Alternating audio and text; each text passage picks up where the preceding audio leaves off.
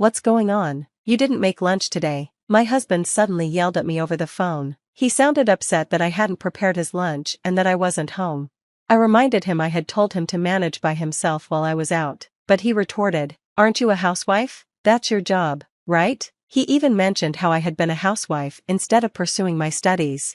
It was frustrating. How could he make such a big deal about missing lunch for one day? I was tired of doing all the housework and then being scolded when things didn't go perfectly for him. As he yelled over the phone, my mother-in-law stood nearby, listening. She had a faint smile on her face. "My name is Emily. I live with my husband, Nicholas, and our two adorable twin boys, Seth and Ray, who are 2 years old. They are the light of my life and the biggest source of my happiness right now." Nicholas works as a businessman for a large company. His family owns a traditional Japanese confectionery store located in a small shopping arcade. After we got married, I quit my job and started helping out at the store. At first, I enjoyed it. It felt like a fresh, exciting experience. However, working at the store turned out to be busier than I expected. Besides serving customers and showcasing beautiful traditional sweets, wagashi, I also had to prepare sweets in the kitchen early in the morning, especially during busy seasons. Even after the twins were born, I kept working at the store. Sometimes, I'd work with one of the boys strapped to my back. Their cries would echo through the store, even when I was trying to keep them out of earshot. Balancing childcare and work was exhausting. Unlike me, Nicholas wasn't interested in the family business. "Do you have any plans to take over the store?" I asked him one day. "We've talked about this before," he said, annoyed. "I've told you, I'm not taking it over. Wagashia isn't popular anymore. The shopping arcade gets fewer visitors every year. If I take over now, I won't have a future." Nicholas had no intention of running the confectionery shop. He was too focused on his career in a larger corporation, leaving the family business and its struggles entirely up to us. My thoughts on the family store. I love my in-laws' confectionery shop and don't want to see it disappear. "Are you going to pachinko again today, Nicholas?" I asked. "Of course I am," he replied. "What I do on my day off is my business." On holidays, my husband spends his time playing pachinko. He even lines up early to get in when it opens. While he enjoys his day off, he completely ignores housework. I'm the one handling everything: cooking, cleaning, laundry, and all the other housework. On top of that, I take care of our twin boys and help run the family confectionery shop.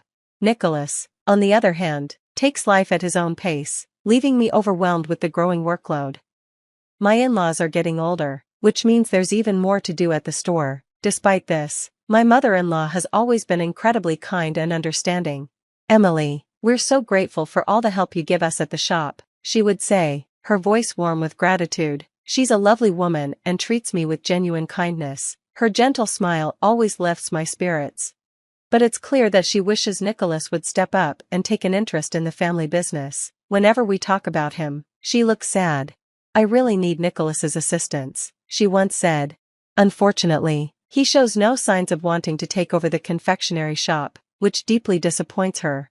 Support from my mother-in-law. Even though my husband refuses to help or take responsibility, my mother-in-law is incredibly supportive. "Well, we're lucky to have such a wonderful wife like Emily," she said. "We shouldn't be greedy." She always praises me and appreciates how I manage the store while raising my children. When I'm working, she and my father-in-law babysit the kids, which is a huge help. Over time, my bond with my mother-in-law has grown stronger. She's become someone I can talk to about anything, even my frustrations with my husband. Ironically, the more distant I feel from him, the closer I feel to her. Having my in-laws around is a great comfort during these busy times.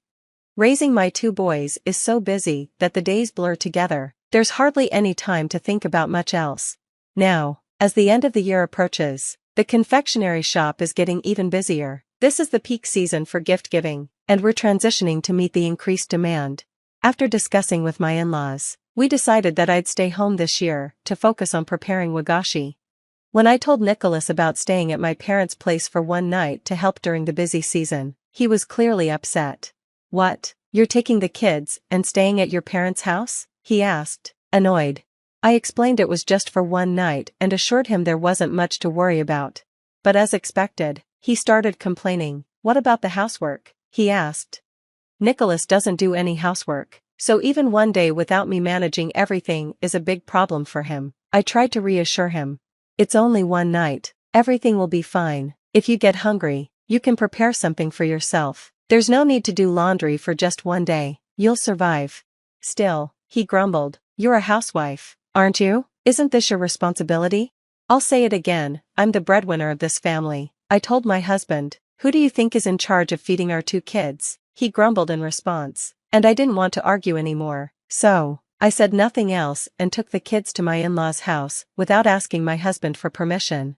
When I arrived at my parents' house, there was a lot of work waiting for me. It was the end of the year, and business at the confectionery shop was picking up quickly. Orders for year-end gifts were pouring in, and I knew I had made the right decision to help out. The first task was assembling empty boxes for the gifts. It was harder than it sounded, especially since hundreds of boxes had to be prepared for the season. My in-laws and I worked together to get it done.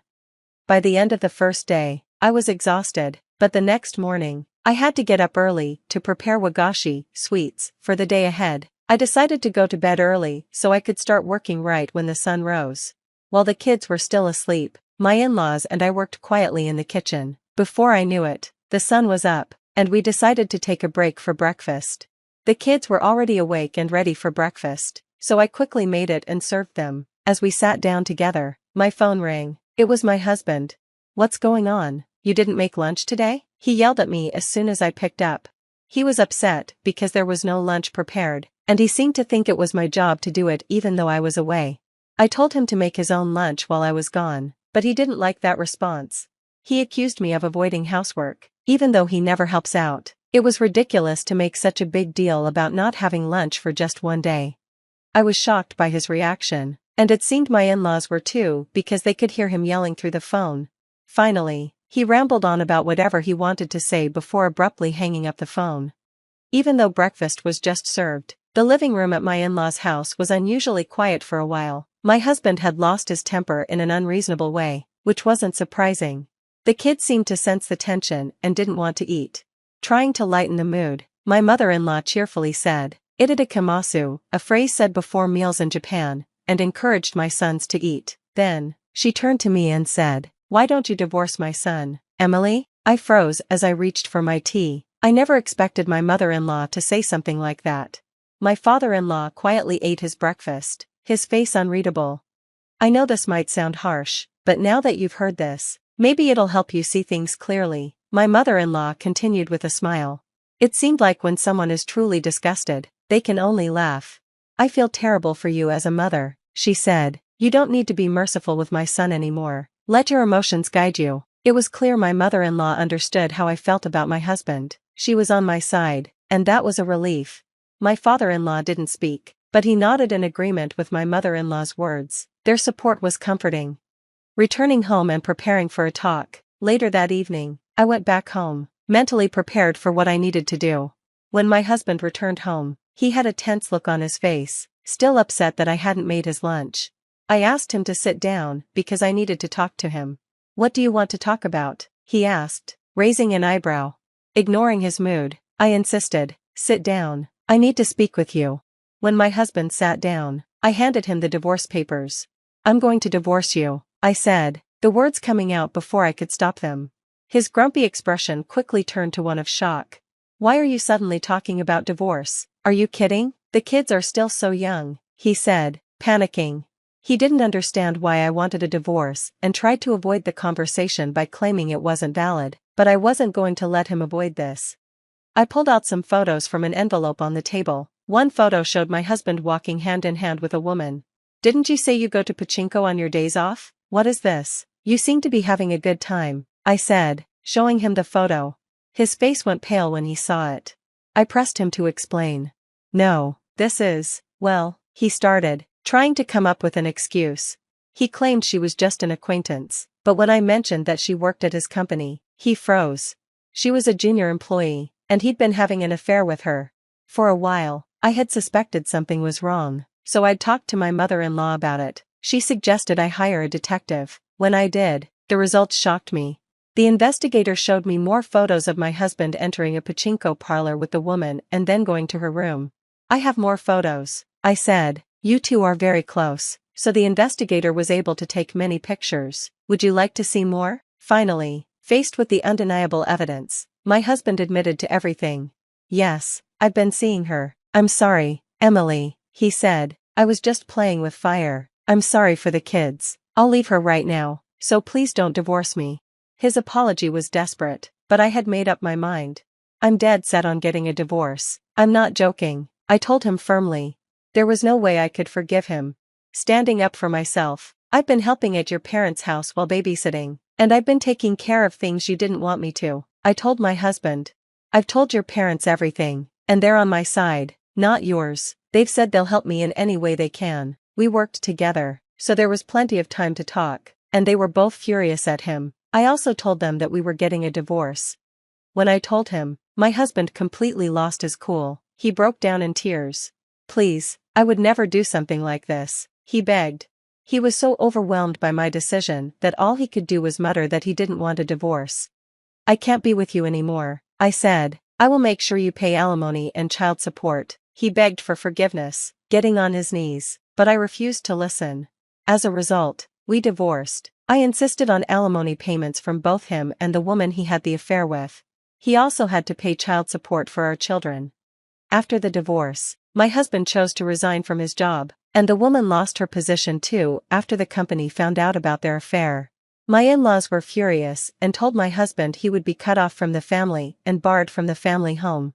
With no one to rely on, he had to work from morning to night in manual labor just to pay his bills. A new beginning. After the divorce, I continued working at the Wagashia confectionery. My in-laws asked me to stay, and I enjoyed working there. I needed to support my children, and they wanted me to run the store after they retire. Eventually, they planned to give me the store and their home.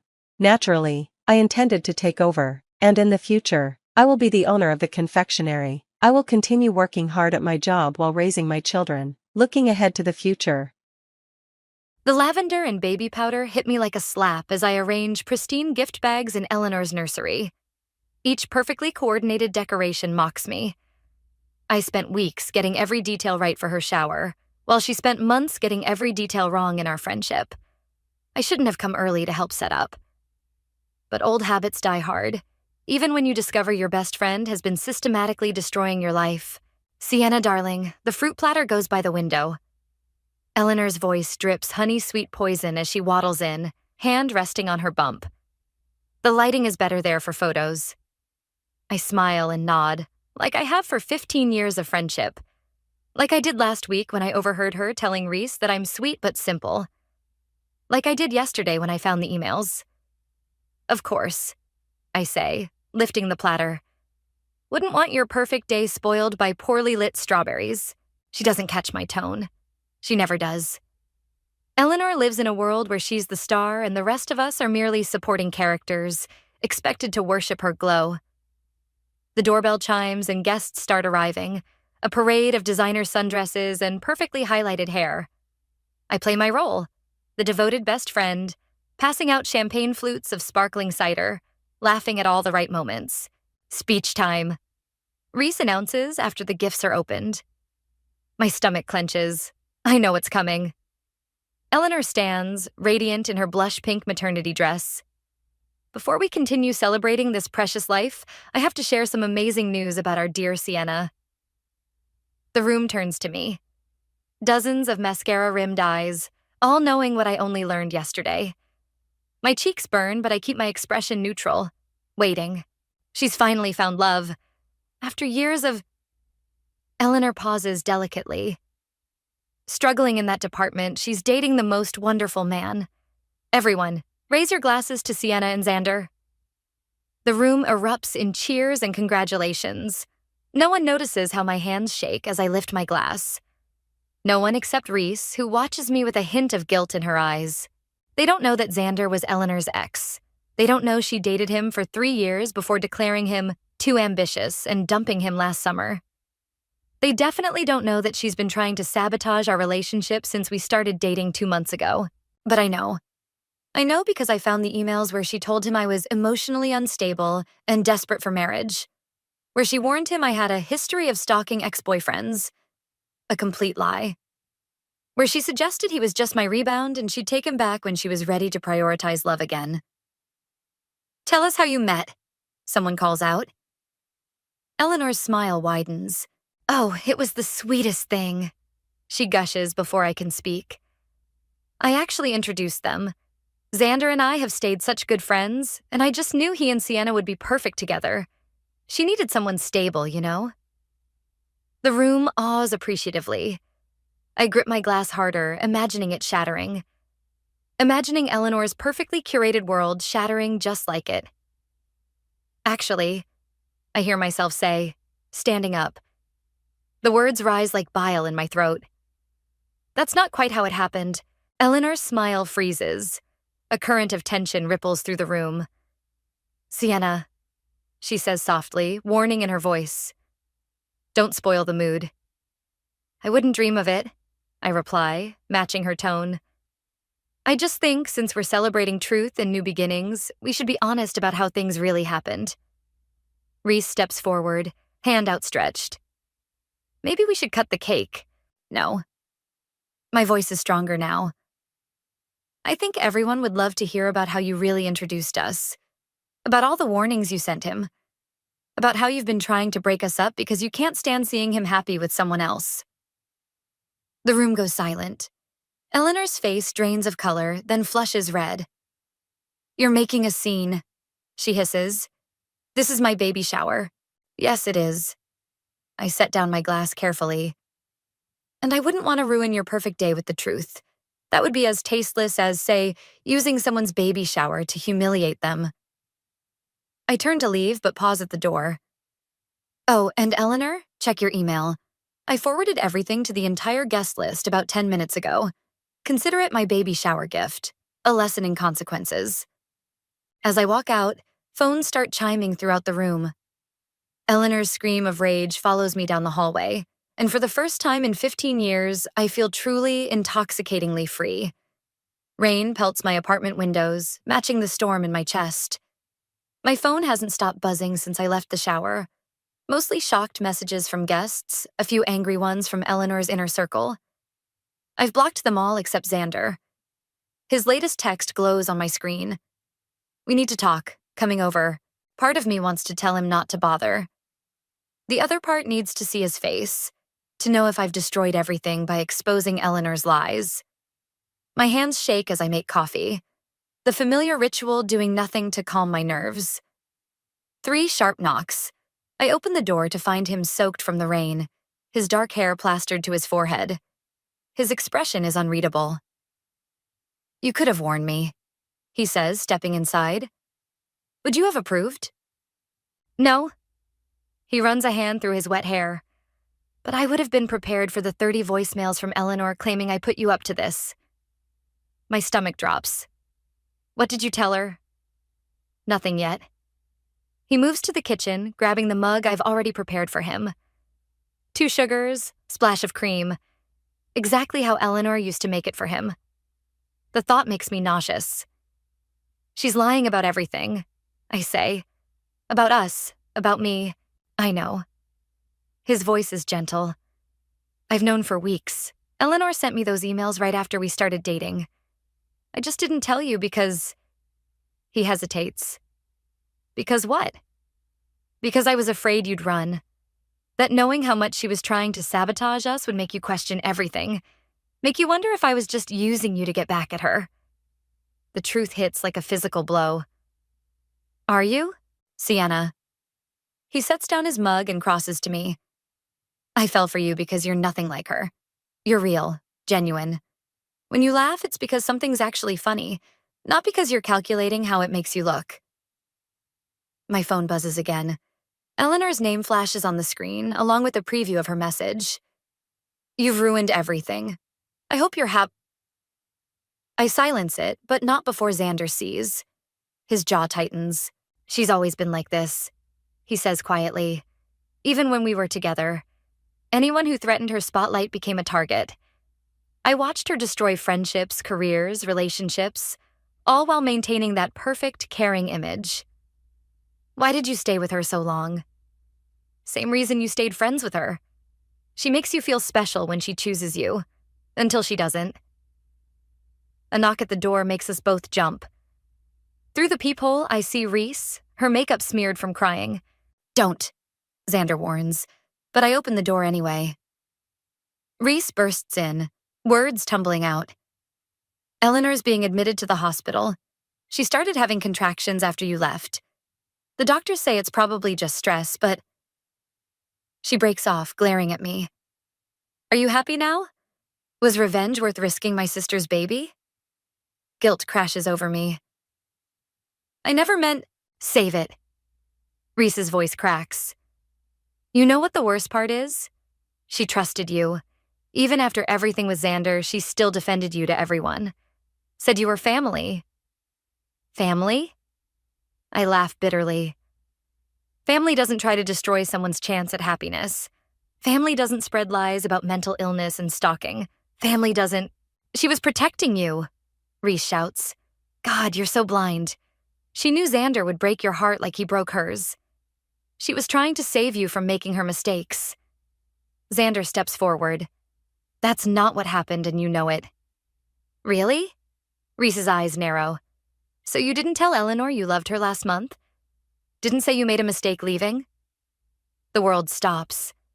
I turn to Xander, searching his face for denial. Finding none. When? My voice sounds distant, hollow. It wasn't like that. He starts.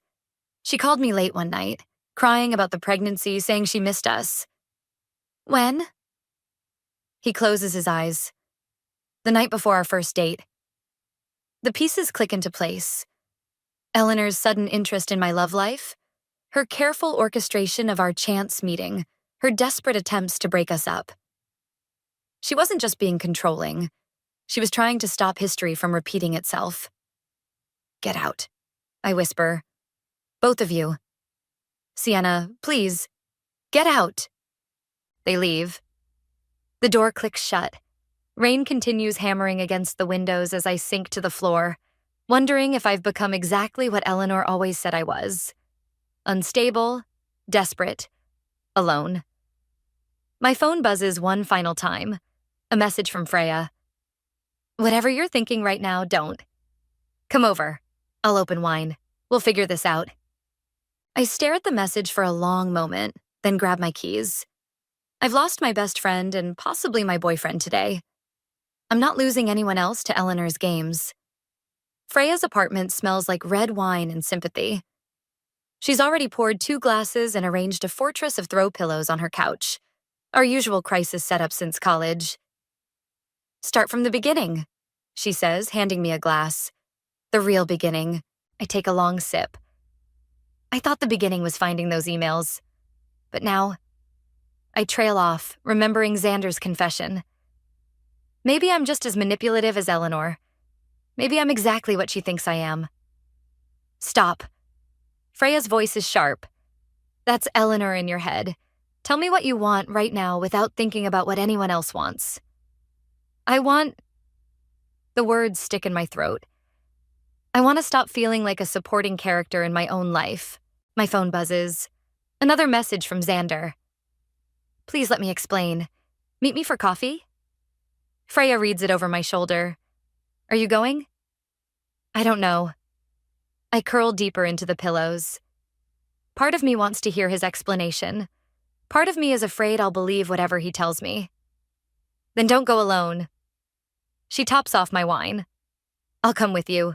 Be your bullshit detector. I consider this. Eleanor's still in the hospital. If I meet him now, everyone will say I'm heartless. Everyone's already talking. Might as well give them something real to talk about. She's right. I text Xander back. Tomorrow, 10 a.m., usual place, bringing Freya. His response is immediate. Fair enough. The next morning, I'm picking at a muffin while Freya guards our table like a sentinel. When Xander walks in, he's not alone. Hamza, our coworker from the marketing department, is with him. Hope you don't mind, Xander says, sliding into the seat across from me. Hamza's been helping me sort through some things. Hamza gives me a small nod. We've never been close, but he's always been kind. The type to remember everyone's coffee order and birthday. Eleanor's being released today. Xander starts. The baby's fine, but... I didn't come here to talk about Eleanor. I cut him off. No, you need to hear this. Hamza leans forward. Eleanor's been playing a longer game than you realize. She didn't just try to sabotage your relationship with Xander. She's been undermining you at work for months. My coffee turns bitter in my mouth. What? Those client complaints that got you passed over for the promotion? Eleanor's friends. The rumor about you missing deadlines? Eleanor, she's been systematically cutting off your opportunities while positioning herself as your biggest supporter. How do you know this? Because she tried to recruit me to help. Hamza's expression is grim. Said you were unstable, that she was protecting the company by keeping you in a manageable position. The world tilts sideways.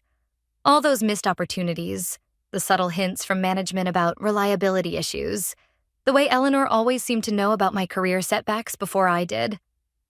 Why are you telling me this now? I ask Xander. Because I was an idiot. He runs a hand through his hair.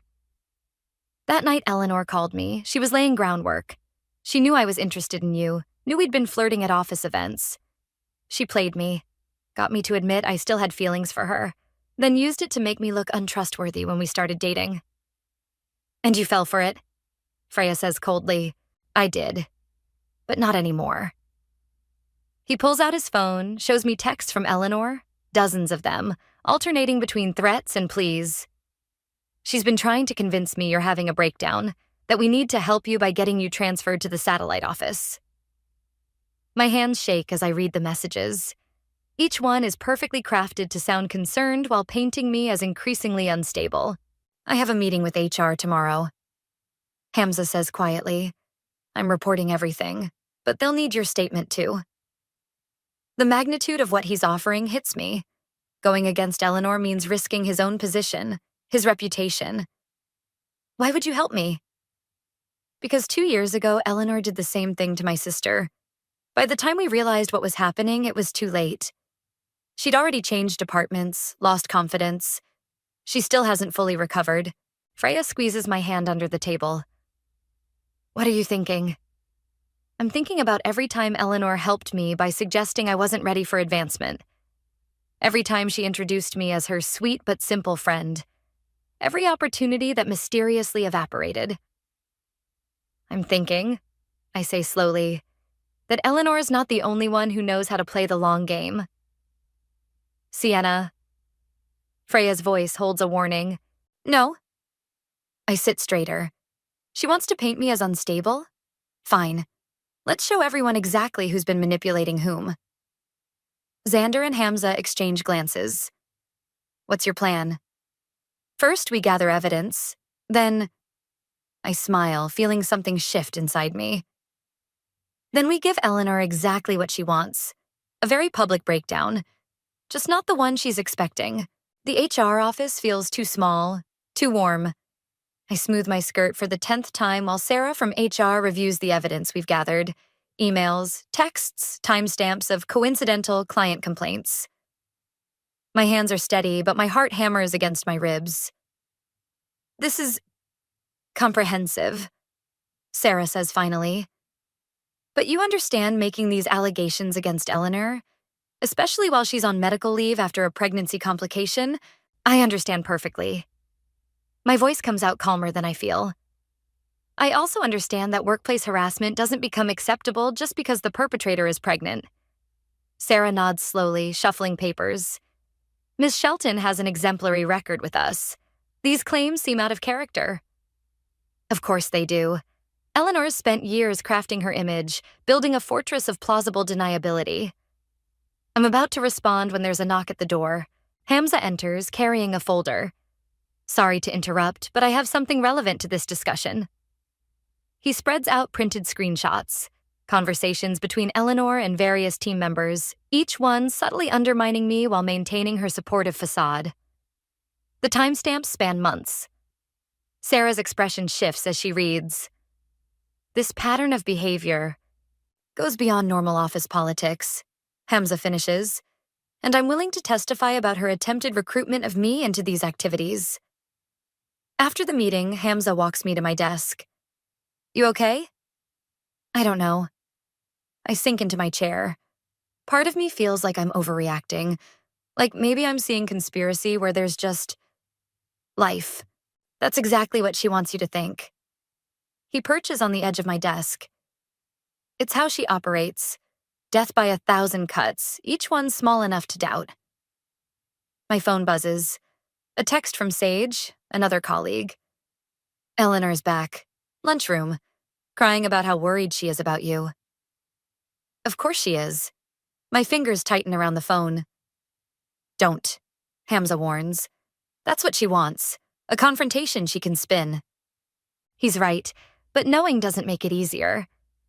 I spend the afternoon fielding concerned looks and whispered conversations that stop when I approach. Eleanor's performance is working. I can feel the narrative shifting. See people wondering if I really am having some kind of breakdown. By evening, I'm exhausted. I pack up quickly, hoping to avoid another sympathetic intervention, but Freya's waiting by my car. We need to talk, she says. I'm tired, Freya. I know, but you need to hear this. She takes a deep breath. I found something. About Eleanor. About why she's really doing this. My keys dig into my palm. What? Remember that charity gala last year? The one where you gave that speech about workplace mentorship? I nod. It had been a small triumph, my first time presenting to the board. Eleanor was supposed to give that speech. She'd been preparing for months, but at the last minute, she got food poisoning. I finish. She asked me to step in. No. Freya's voice is soft. She didn't get sick. She was passed over. The board chose you specifically, said they wanted a fresh perspective. Eleanor found out the day before, but played it like she was doing you a favor. The memory shifts, takes on new meaning. Eleanor's tight smile as she called to ask for my help. The way she emphasized to everyone that she'd given me this opportunity. How do you know this? Because I was dating Marcus from the board then. He told me everything. Freya touches my arm. That's when it started. The complaints, the rumors. She couldn't stand that they'd seen something in you she hadn't cultivated. My throat tightens. Why didn't you tell me? Would you have believed me? Back then, Eleanor was your hero, your mentor. I tried to warn you subtly, but I didn't want to see it. The truth settles like lead in my stomach. I wanted so badly to believe she actually cared about me. She did care. That's what makes it worse. You were her project, her protege, until you outgrew her plan for you. My phone buzzes again. Another message from Eleanor. I'm so worried about you. Please let me help, like I always have. Something hardens in my chest. You know what? She's right. She has always helped me. Helped me doubt myself, helped me stay small, helped me believe I needed her approval. Sienna? No. I straighten up. It's time to help her back. Show her exactly how well she taught me. What are you going to do?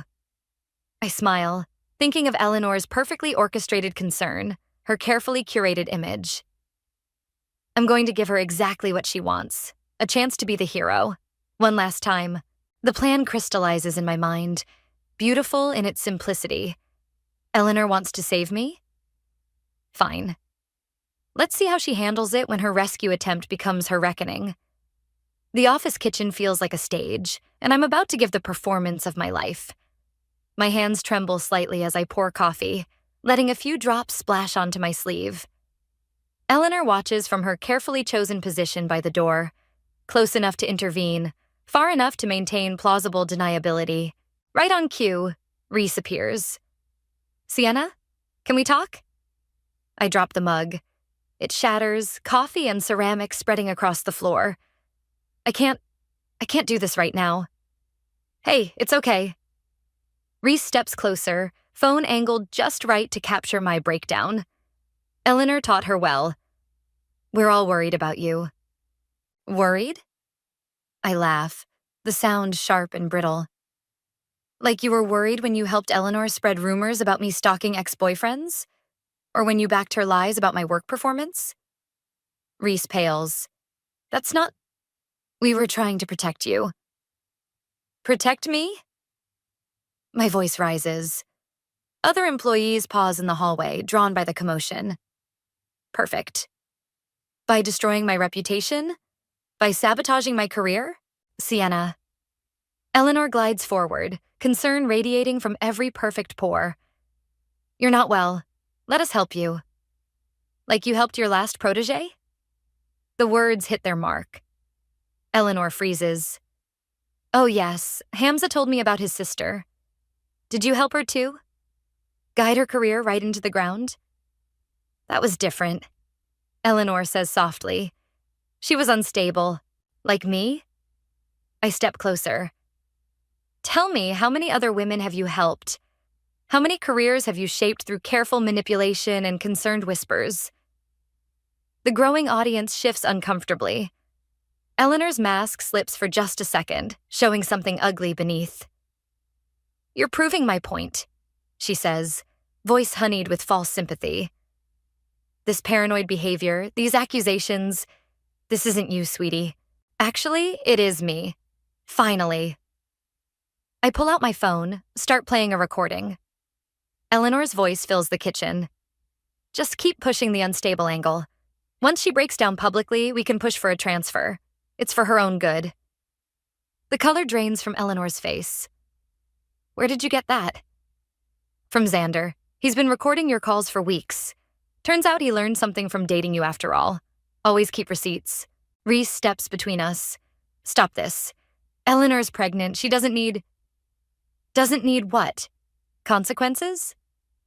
I turn to the gathered crowd. Did you know Eleanor's been orchestrating workplace harassment campaigns for years? That she builds women up just to tear them down when they start to succeed on their own? That's enough. Eleanor's composure cracks. You ungrateful little... Ms. Shelton. Sarah from HR appears in the doorway. My office. Now. Eleanor straightens, smooths her dress. Of course. I'd be happy to discuss Sienna's concerning behavior. Not about her. Sarah's voice is ice. About the multiple complaints we've received regarding your systematic harassment of colleagues, including documented evidence. The audience murmurs. Eleanor's perfect mask shatters completely. You planned this, she hisses at me. You manipulative, I learned from the best. I meet her eyes. You taught me everything I know about destroying someone while looking innocent. Consider this my final exam. She lunges forward, but Hamza appears, catching her arm. Don't make this worse, Eleanor. As security escorts Eleanor away, Freya touches my shoulder. You okay? No. My hands shake as the adrenaline fades. I just destroyed someone's career. Someone who's about to have a baby. She destroyed herself, Freya says firmly. You just exposed it. But watching Eleanor's retreating back, I'm not so sure. The line between justice and revenge feels suddenly blurry. I think of all the times Eleanor justified her actions as helping. Wonder if I'm any different. My phone buzzes. An email from Eleanor's personal account. Congratulations, you've won. But ask yourself, when did you become exactly what you hated about me? The words hit harder than they should. In the reflection of my phone screen, I catch a glimpse of my expression. Triumphant, calculating, satisfied. Eleanor's expression mirrored on my face. What have I done? I whisper. What you had to, Hamza says quietly. The question is, what are you going to do now? I look around at my watching colleagues, see the same uncertainty I feel. Have I stopped a bully or become one? Exposed the truth or just created a new version of it? The answer comes in another email notification from Eleanor's lawyer. The game isn't over. It's just moving to a bigger stage. The legal letter sits heavy in my hands, its threats wrapped in professional courtesy. Defamation, harassment, intentional infliction of emotional distress. Eleanor's lawyer has been busy. She's claiming your actions caused pregnancy complications, Freya says, reading over my shoulder. That's low, even for her. It's smart. I set down the letter. Makes me look like a monster for attacking a vulnerable pregnant woman. Doesn't matter that she started this. She's controlling the narrative again. My phone lights up with a text from Xander. Eleanor's sister just called. We need to talk. Now. 20 minutes later, I'm in Xander's apartment, staring at Reese's tearful face on his laptop screen. I can't do this anymore, she says. She's not well. The things she's saying, the plans she's making. What plans? She's going to claim the stress made her lose the baby. My blood runs cold. But the baby's fine. The doctor said, the baby is fine. That's the point. Reese wipes her eyes. She's going to fake a miscarriage. Pin it on you. She's already talking to tabloid journalists, setting up interviews. Jesus. Xander runs a hand through his hair. She's really lost it. She's desperate, I say. I backed her into a corner and now... This isn't your fault, Freya interrupts firmly. Eleanor's choices are her own. But aren't they also mine? Every move I made, every trap I set, I knew exactly how she'd react. I played her like she played me, used her own patterns against her. My phone buzzes. A message from an unknown number. Coffee? I have information you need. Psych. I remember Saiga's quiet presence at office meetings, how she always seemed to fade into the background. Perfect for observing unnoticed. I have to go, I tell the others. Maybe there's still a way to end this before it gets worse. The cafe is quiet when I arrive. Saiga sits in a corner booth, fingers nervously tapping her cup. Thanks for coming, she says as I slide in across from her. I've been wanting to tell you something for months, but Eleanor? She has a way of making simple things seem impossible. I know exactly what you mean. Sage pulls out her phone, opens a video. Eleanor appears on screen, sitting in what looks like a restaurant. The timestamp shows 3 months ago. I recorded this when I was having lunch at the next table. Sage explains. Listen, Eleanor's voice comes through clearly. Perfect setup. Board wants fresh blood? Fine. Let Sienna have her moment. She'll crash and burn spectacularly, and when she does, she laughs. Well, who do you think they'll turn to then? The steady hand, the voice of reason. My stomach turns. She planned this from the beginning. The gala speech wasn't just the trigger. It was part of her strategy. Keep watching. The video continues. Eleanor outlines every step. The manufactured complaints, the strategic support, the carefully timed revelations. All leading to an inevitable public breakdown that would cement her position and destroy mine. Why show me this now? Saga's hands tremble slightly. Because she did the same thing to me at my last job. I changed companies, changed my name. But seeing her do it again? She takes a shaky breath. I thought if I stayed quiet, stayed invisible, she'd leave me alone. But that's what she wants, isn't it?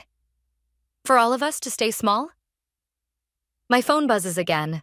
Another email from Eleanor's lawyer. More threats, more demands. But something's shifted inside me. Thank you, I tell Saj. For not staying invisible. Outside, rain begins to fall. I call Freya. Eleanor's not just fighting back, I say when she answers. She's following a script, one she's used before. What are you thinking?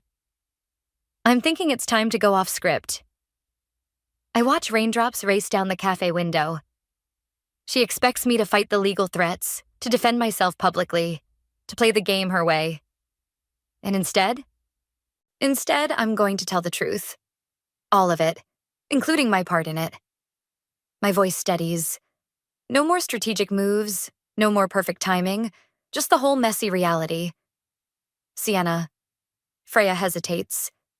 That could cost you everything. Your job, your reputation. Maybe, but staying silent will cost more. I think of Saig, of Hamza's sister, of all the others Eleanor's silenced. Sometimes the only way to break a pattern is to break yourself open first. My phone buzzes one final time. Eleanor. Last chance, back down now or I destroy everything you care about. I smile, feeling strangely calm. Game on, I text back. But this time, we're playing by my rules. The company town hall feels like a powder keg. Hundreds of employees fill the auditorium, all here for Eleanor's carefully orchestrated performance. She stands at the podium, the picture of dignified suffering in a loose black dress that emphasizes her pregnancy. "I've always believed in nurturing talent," she says, voice trembling perfectly, "in supporting those who needed guidance. That's why it breaks my heart to address the recent events." I sit in the back row between Freya and Hamza, my laptop open and ready. Eleanor's lawyer hovers near the stage, shooting me warning glances. "What if this makes everything worse?" I whisper to Freya. "It will," she replies, "before it gets better." Eleanor continues, each word calculated for maximum impact. "When someone you've mentored, someone you've trusted, turns on you during your most vulnerable time." She dabs at her eyes. "The stress has already affected my pregnancy." My finger hovers over the enter key. One press and the email goes to every employee, every board member, every client contact in our database. The whole truth, including my own manipulation, my calculated revenge. Eleanor's voice cracks beautifully. "I only pray my baby survives this ordeal." "Now," Hamza whispers. I press enter. Phones start buzzing throughout the auditorium. Eleanor falters as hundreds of screens light up simultaneously. Her eyes find mine in the crowd, widen in recognition. I stand. "I have something to add." "This is not the appropriate time." Her lawyer interjects. "Actually, it's exactly the right time." I move to the center aisle. While everyone's reading about how Eleanor systematically destroyed careers, including evidence from her previous victims, I want to confess my own part in this. Eleanor grips the podium. "Security, please remove." "I became exactly what I hated about you," I continue, voice carrying clearly. "I manipulated. I calculated. I played everyone's emotions like you taught me to do." Murmurs ripple through the crowd. Eleanor's lawyer steps forward, but Hamza blocks his path. The difference is, I'm not hiding behind a carefully crafted image anymore. I meet Eleanor's gaze. I'm not pretending my actions were for anyone's good but my own. "You're proving my point about your instability," Eleanor says smoothly, but her hands shake. "No, I'm proving that your greatest fear isn't losing control. It's being seen. Really seen." I pull out my phone, start playing Saja's video. Eleanor's own voice fills the auditorium, laying out her manipulation strategy. Color drains from her face. "That's doctored." "Then how about this?" Another recording plays. Eleanor discussing her fake miscarriage plan with her lawyer. Funny how people talk when they realize you're sinking. The lawyer backs away from Eleanor, face ashen. The crowd's murmurs turn angry. "You don't understand," Eleanor says, mask cracking. "None of you understand what it takes to succeed in this world. The constant competition, the need to protect yourself. By destroying others before they can threaten you?" I climb the stage steps. "By making sure no one else's light can outshine yours?" "Yes," she screams, composure shattering completely.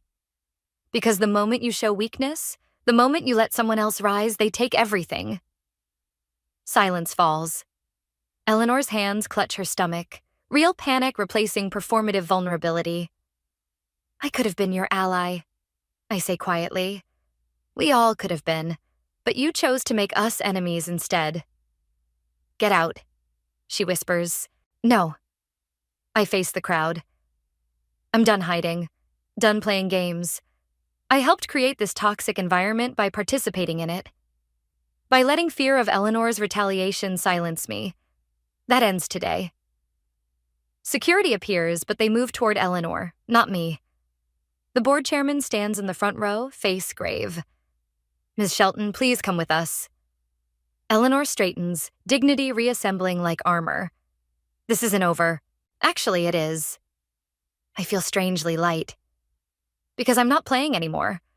No more strategic moves, no more perfect timing. Just truth. Messy and complicated and real. As security escorts Eleanor out, Freya appears at my side. "You okay?" "No." I watch Eleanor's retreating back. "But I will be." We all will be. My phone buzzes one last time. A message from Eleanor. You've become me. Hope you can live with that. I type back. No, I've become myself. Hope you find the courage to do the same. The auditorium slowly empties, leaving me alone on stage. Through the windows, sunlight breaks through clouds, illuminating dust motes in the air. For the first time in months, I take a deep, clean breath. The game is over. Now the real work begins. The nursery still smells like lavender and baby powder. Eleanor's daughter sleeps peacefully in her crib, tiny fingers curled around the edge of her blanket. I shouldn't be here, but Reese insisted. She needs to understand, Reese had said, that her mother's actions don't define her future. Now, watching this innocent child breathe, I wonder if Eleanor once stood over her own crib, equally pure, equally full of possibility. When did she learn to view every relationship as a competition? When did survival become more important than connection? She has your eyes. Eleanor's voice comes from behind me. She looks different in house arrest ankle monitor and casual clothes. Smaller somehow. Human. I'm not here to fight, I say. Then why are you here? Because running away from hard conversations is what got us here in the first place. Eleanor moves to the crib, adjusts the blanket with trembling hands. The board offered me a settlement. Full severance if I resign quietly. Admit to everything. Seek therapy. Are you going to take it? Would you? I meet her eyes in the soft nursery light. I think you know what running would cost you this time. She touches her daughter's cheek gently. I used to think power meant making people need you, making them smaller so you could feel bigger. Her voice cracks. Now I have this tiny person who actually does need me, and I'm terrified of making her feel the way I made others feel. That fear? I say quietly. That's the first step to breaking the pattern.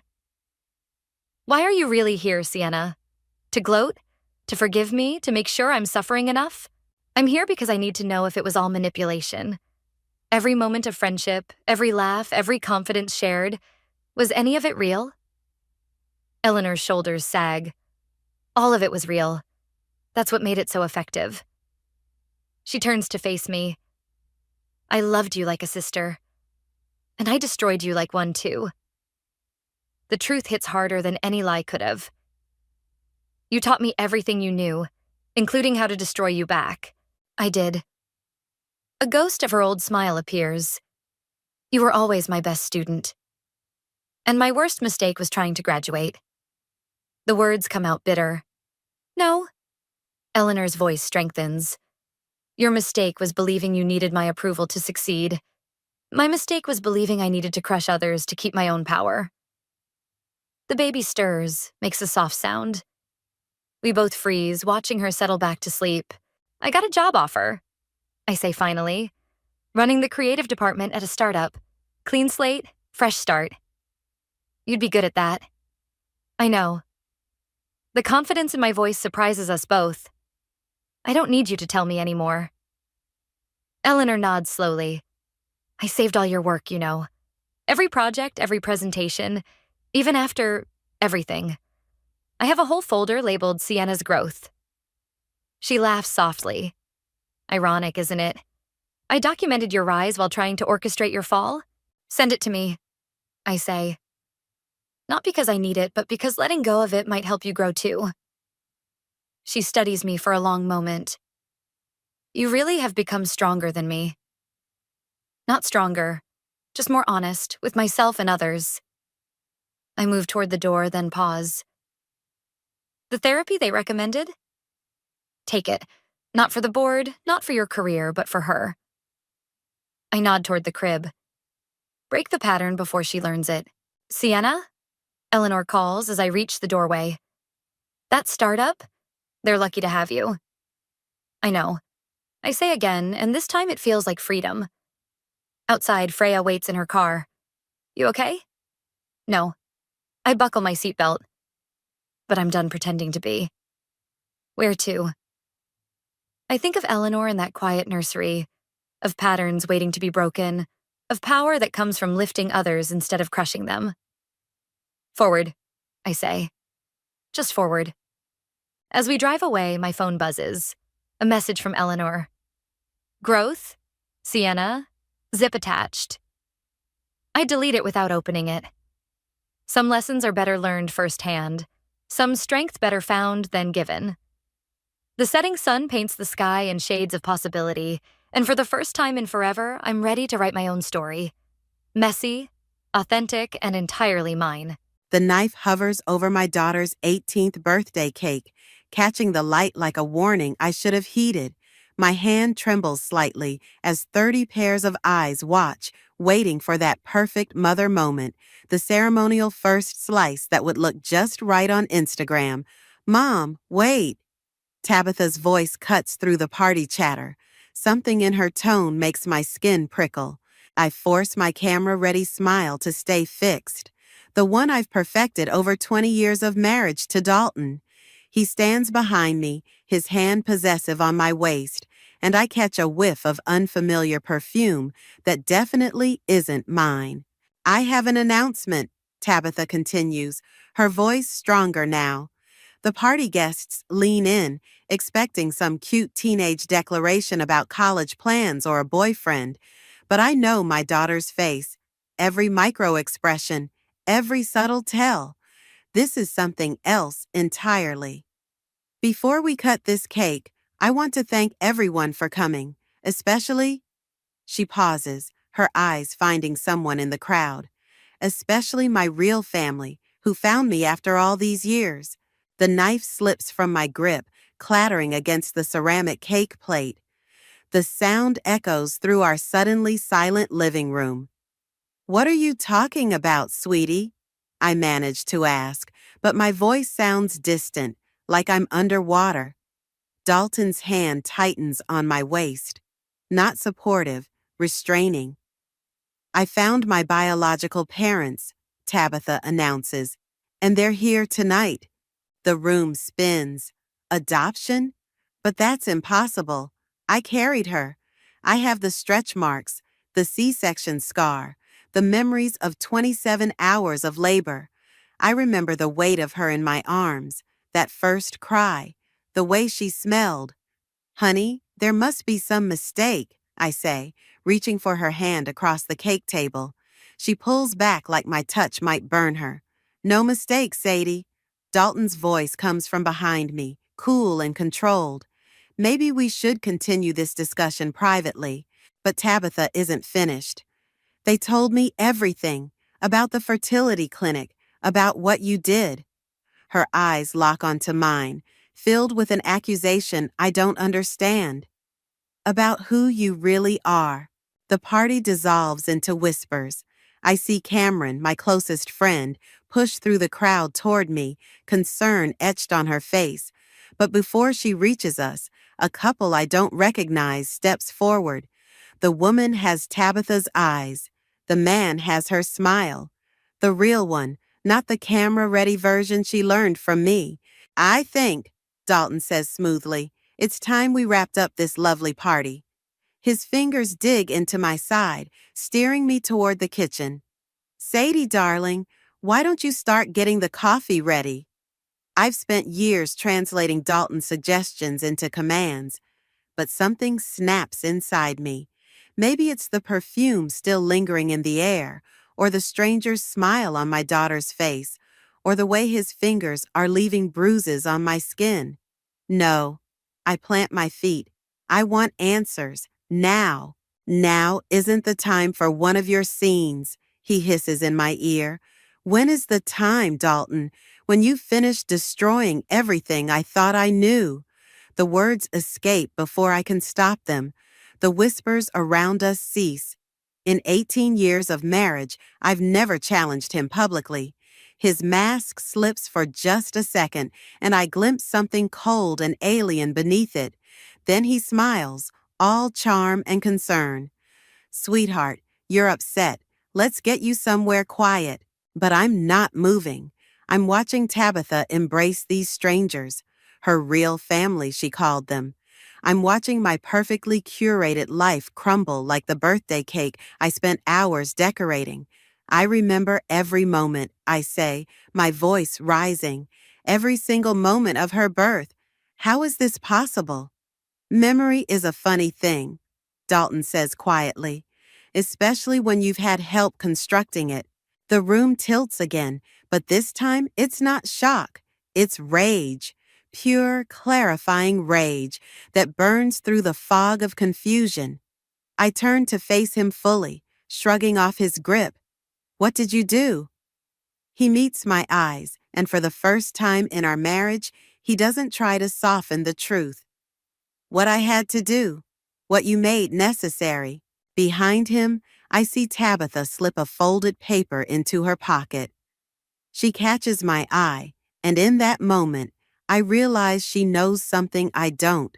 Something that could explain why my husband smells like another woman's perfume, why strangers have my daughter's smile, why 18 years of memories feel suddenly fragile as spun sugar. The knife still lies on the cake plate. I pick it up, and this time, my hand doesn't shake at all. The house feels wrong in the aftermath. Too quiet, too empty, like a stage after the audience has gone home.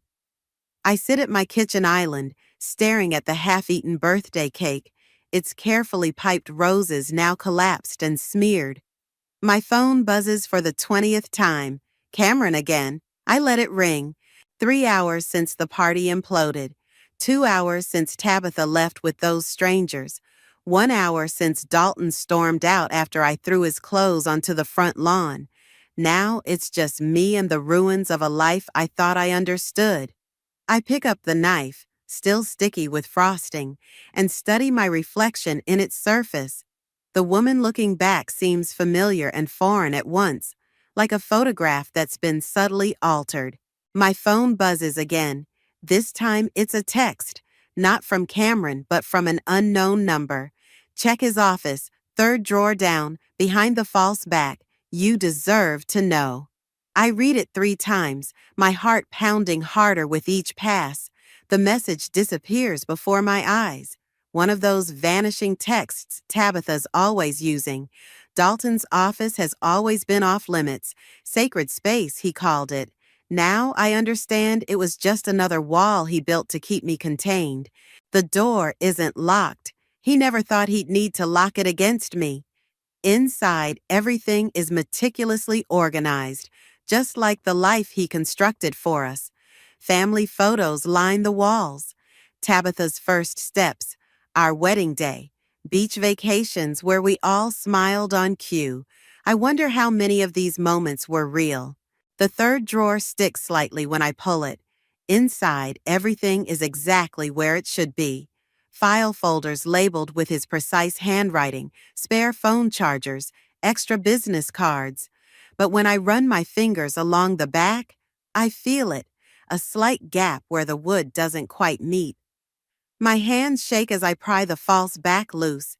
Behind it, a thin manila envelope falls into my lap.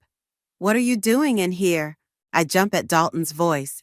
He stands in the doorway, jacket still on, face flushed from whatever he's been doing for the past hour. Finding out who I married, I say, clutching the envelope. He moves toward me with that fluid grace I once found so attractive. Sadie, you're upset. You're not thinking clearly. Give me the envelope. Like I gave you 18 years? Like I gave you my daughter? Our daughter. He reaches for the envelope, but I step back. Everything I did was for us, for our family. Was that your family's perfume I smelled earlier? The one you couldn't quite wash off before the party? His face hardens. You want to do this now? Fine. Let's talk about family. Let's talk about why I had to take such extreme measures in the first place. What's that supposed to mean? Your brother knew. Jalen figured it out, didn't he? That's why he... Don't you dare talk about my brother. The rage rises so fast it chokes me. He died trying to protect me from something. Was it you? Was it this? A phone rings. His private line, the one I'm never supposed to answer. His eyes flick to it automatically. Go ahead, I say. Answer it. It's probably your real family calling. Instead, he steps closer, his voice dropping to that soothing tone he uses when he wants to make me doubt myself. Sweetheart, you're spiraling. Remember what happened last time? The doctors said, the doctors you hired, the ones who helped you make me believe whatever you wanted? His silence is all the confirmation I need. Get out, I whisper. This is my house. Not anymore. I pull out my phone, thumb hovering over Cameron's number. Get out or I start making calls. To the police, to your partners, to everyone at that party who saw what happened. You don't want to do this, he says, but there's a flicker of uncertainty in his eyes. You don't want to know what's in that envelope. No, I don't, but I need to. We stand there, locked in a standoff, until another call lights up his phone. This time, when his eyes drift toward it, I see something I've never noticed before. Fear. He backs away slowly, straightening his jacket. This isn't over, Sadie. When you're ready to be reasonable, call me. The front door closes behind him with a quiet click. I wait until I hear his car start, then slide down against his desk, the envelope trembling in my hands. Through the window, I catch movement, a figure standing in the shadows of our neighbor's yard. Before I can make out who it is, they step into the light. It's Zoe, my old colleague from the firm I left when Dalton insisted I focus on family. She holds up her phone, showing me a message. It's the same text I received about the drawer. Rain drums against the coffee shop window as I slide into the booth across from Cameron. She pushes a steaming mug toward me without speaking, her eyes fixed on the manila envelope I've placed between us. You look like hell, she finally says. Turns out my whole life is a carefully constructed lie. It doesn't do much for the complexion. I wrap my hands around the mug, seeking warmth. I haven't slept since the party, since Zoe appeared in my yard like some harbinger of truth. Have you opened it? I shake my head. I needed, I don't know, a witness? Someone to tell me I'm not crazy? Cameron reaches across the table, her hand covering mine. You're not crazy, Sadie. You never were. Something in her tone makes me look up sharply. What do you know? She withdraws her hand, suddenly fascinated by her coffee. I've suspected things. About Dalton. About what happened with Jalen. And you never said anything? Would you have believed me? Her voice is gentle, but the truth stings. Every time anyone questioned Dalton, you defended him. Even after what happened with the medication, the episodes he said you had. My chest tightens. Those were real. I have the prescriptions. Prescribed by his friend, the doctor who conveniently retired last year and moved overseas. The coffee turns bitter in my mouth. I push it away, reaching for the envelope instead. I need to know. Whatever's in here, will you stay while I read it? She nods, and I break the seal. Inside, I find medical records, fertility clinic documents, bank statements, and photographs, so many photographs, of Tabitha as a newborn, but not in my arms, of a woman I don't recognize, holding her in a hospital room I've never seen. This can't be right, I whisper. I remember giving birth. I remember. What he wanted you to remember, Cameron says softly. What the drugs made you believe. My phone buzzes. A text from Tabitha. Meet me at the park. Our spot. Come alone. I start to stand, but Cameron grabs my wrist. Wait, there's something else you need to see. She pulls out her own phone, scrolling through emails. Zoe sent these last night.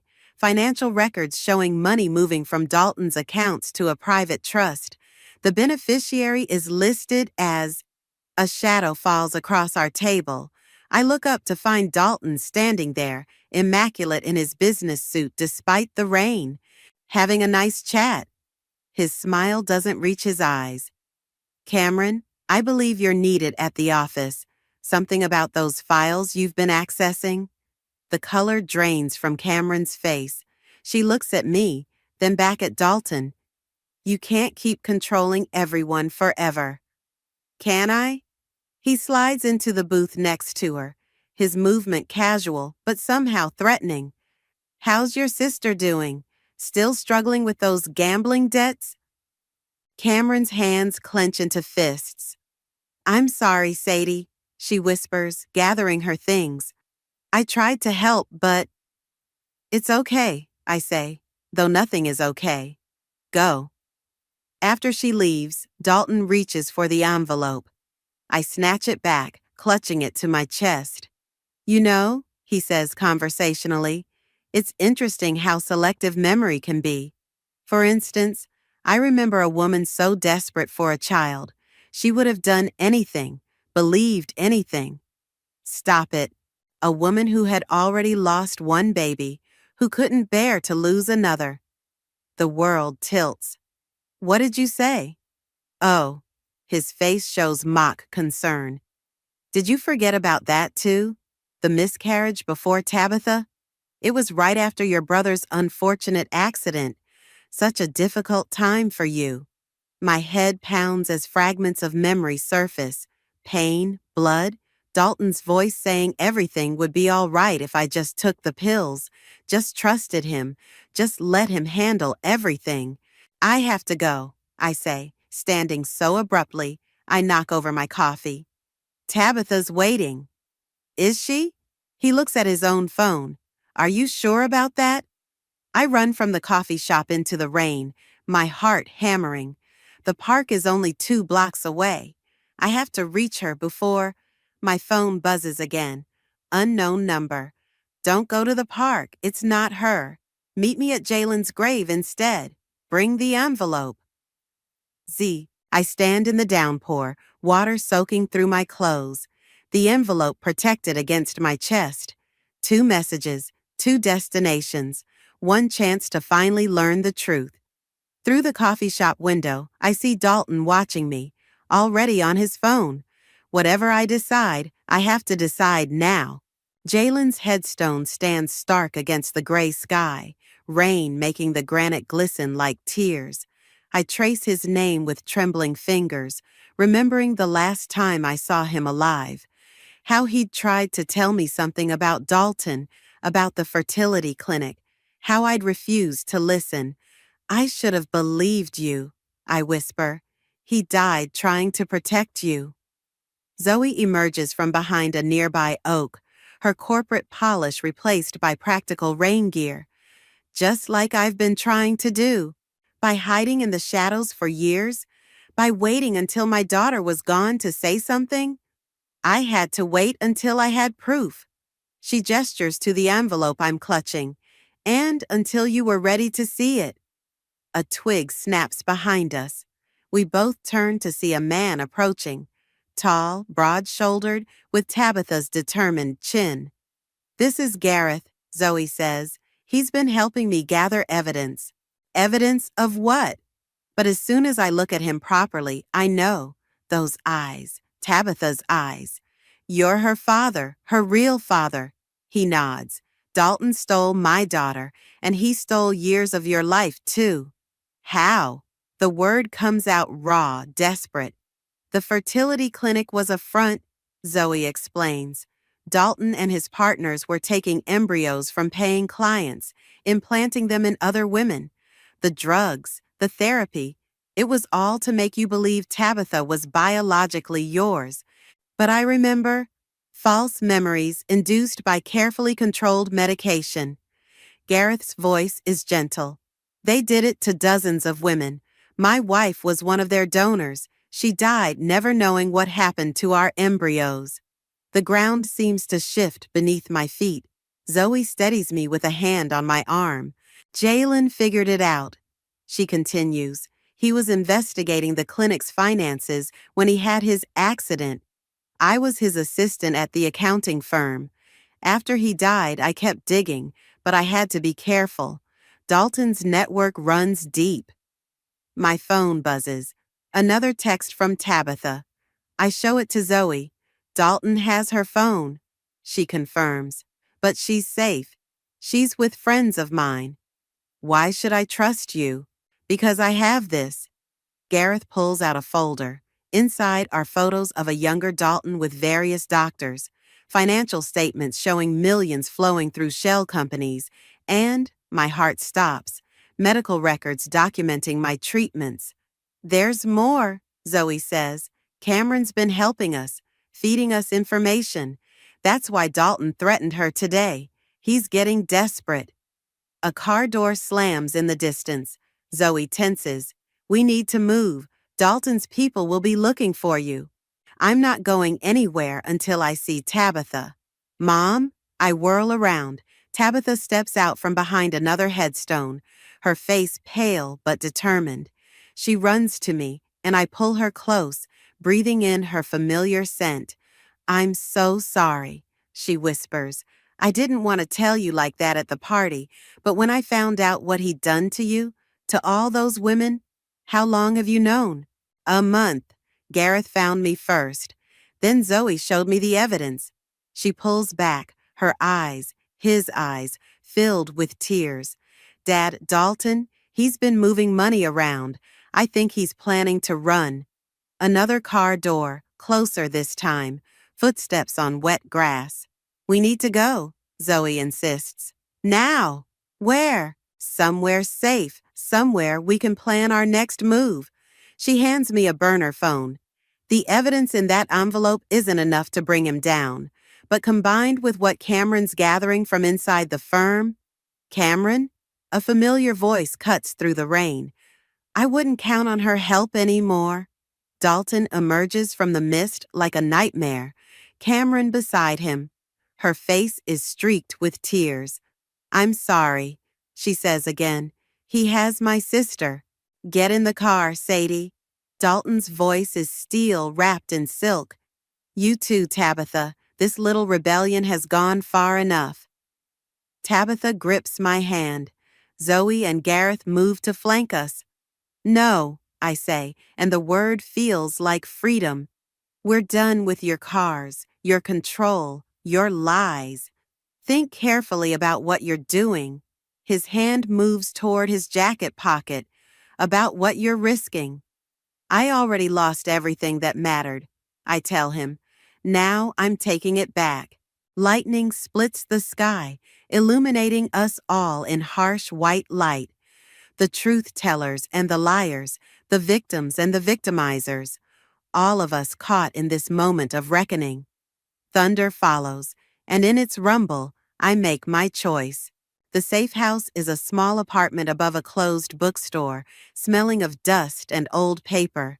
I sit at a scratched kitchen table, watching Tabitha sleep on the worn couch, while Zoe makes quiet calls in the corner. The burner phone feels heavy in my pocket, loaded with Cameron's last text. I can fix this. Trust me one more time. Thunder still rolls outside, like an echo of the chaos at the cemetery, of Dalton pulling out not a weapon, but a phone, showing us live footage of Cameron's sister being led into a car, of Cameron's broken apology as she chose her sister's safety over our truth, of Gareth creating a diversion that let us escape into Zoe's waiting car. Your daughter's strong, Gareth says, settling into the chair across from me. Like her mother. Which mother? The words come out sharper than intended. The one who's fighting for her now. He slides a photo across the table, a woman with Tabitha's smile. Rebecca would have loved knowing her daughter had you. Did she? I swallow hard. Did she know what the clinic was doing? No, we were desperate for a child, trying every treatment we could afford. When she died during the egg retrieval procedure, I thought our chance at a family died too. His voice roughens. Then last year, I found irregularities in the clinic's records, started connecting dots. Zoe joins us, her face grim. We have a problem. Cameron just accessed files showing major transfers from Dalton's accounts. He's liquidating everything. Running, I say, just like Tabitha suspected. Not without consequences. Gareth's hands clench. We have enough evidence. Evidence isn't enough. Zoe cuts in. We need someone on the inside, someone he still trusts. They both look at me. No. I stand so abruptly my chair scrapes the floor. I can't go back there, not after everything. Mom? Tabitha stirs on the couch. What's wrong? Before I can answer, all our phones buzz simultaneously. It's a video message. Cameron standing in Dalton's office, fear clear on her face. I did what you asked, she says to someone off screen. The transfers are complete. Now please, let my sister go. Dalton steps into frame, that familiar cold smile in place. Of course, right after you help me with one last thing. He looks directly into the camera. Sadie, darling, I know you're watching. Come home. Let's discuss this like rational adults. You have 2 hours before I start making calls. To the police about Gareth's breaking and entering, to the medical board about Zoe's stolen records, to social services about our unstable daughter. The video ends. Tabitha is fully awake now, her face pale but determined. He's bluffing, she says. He wouldn't risk exposure. He would, Zoe interrupts, because he knows the system will believe him, the respected businessman, over us. Unless, I pull out the burner phone, rereading Cameron's text. Unless we give him exactly what he wants. Mom, no. Listen to me. I grab Tabitha's hands. Your father, Gareth, has been gathering evidence for years. Zoe has the financial records. All we need is proof of Dalton's direct involvement. Proof I can get if he thinks he's won. It's too dangerous, Gareth protests. He's unstable. He's predictable, I correct. His ego, his need for control, I know how to play into them. I've been doing it for 18 years. My phone buzzes again. Another message from Cameron. Storage Unit 23B, password Jalen 1990. Hurry. She's still helping us, I realize. Even now, she's creating a backup plan. Zoe studies the message. That's near the office. If Cameron's managed to stash evidence there, then I need to get it before meeting Dalton. I turn to Tabitha. I need you to trust me. Can you do that? She hugs me fiercely. I never stopped. 2 hours, Zoe reminds us. Whatever we're doing, we need to move fast.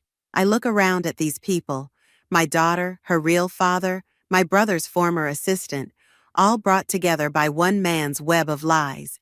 Then I think of Cameron, still trapped in that web, trying to protect her sister while leaving us breadcrumbs to the truth.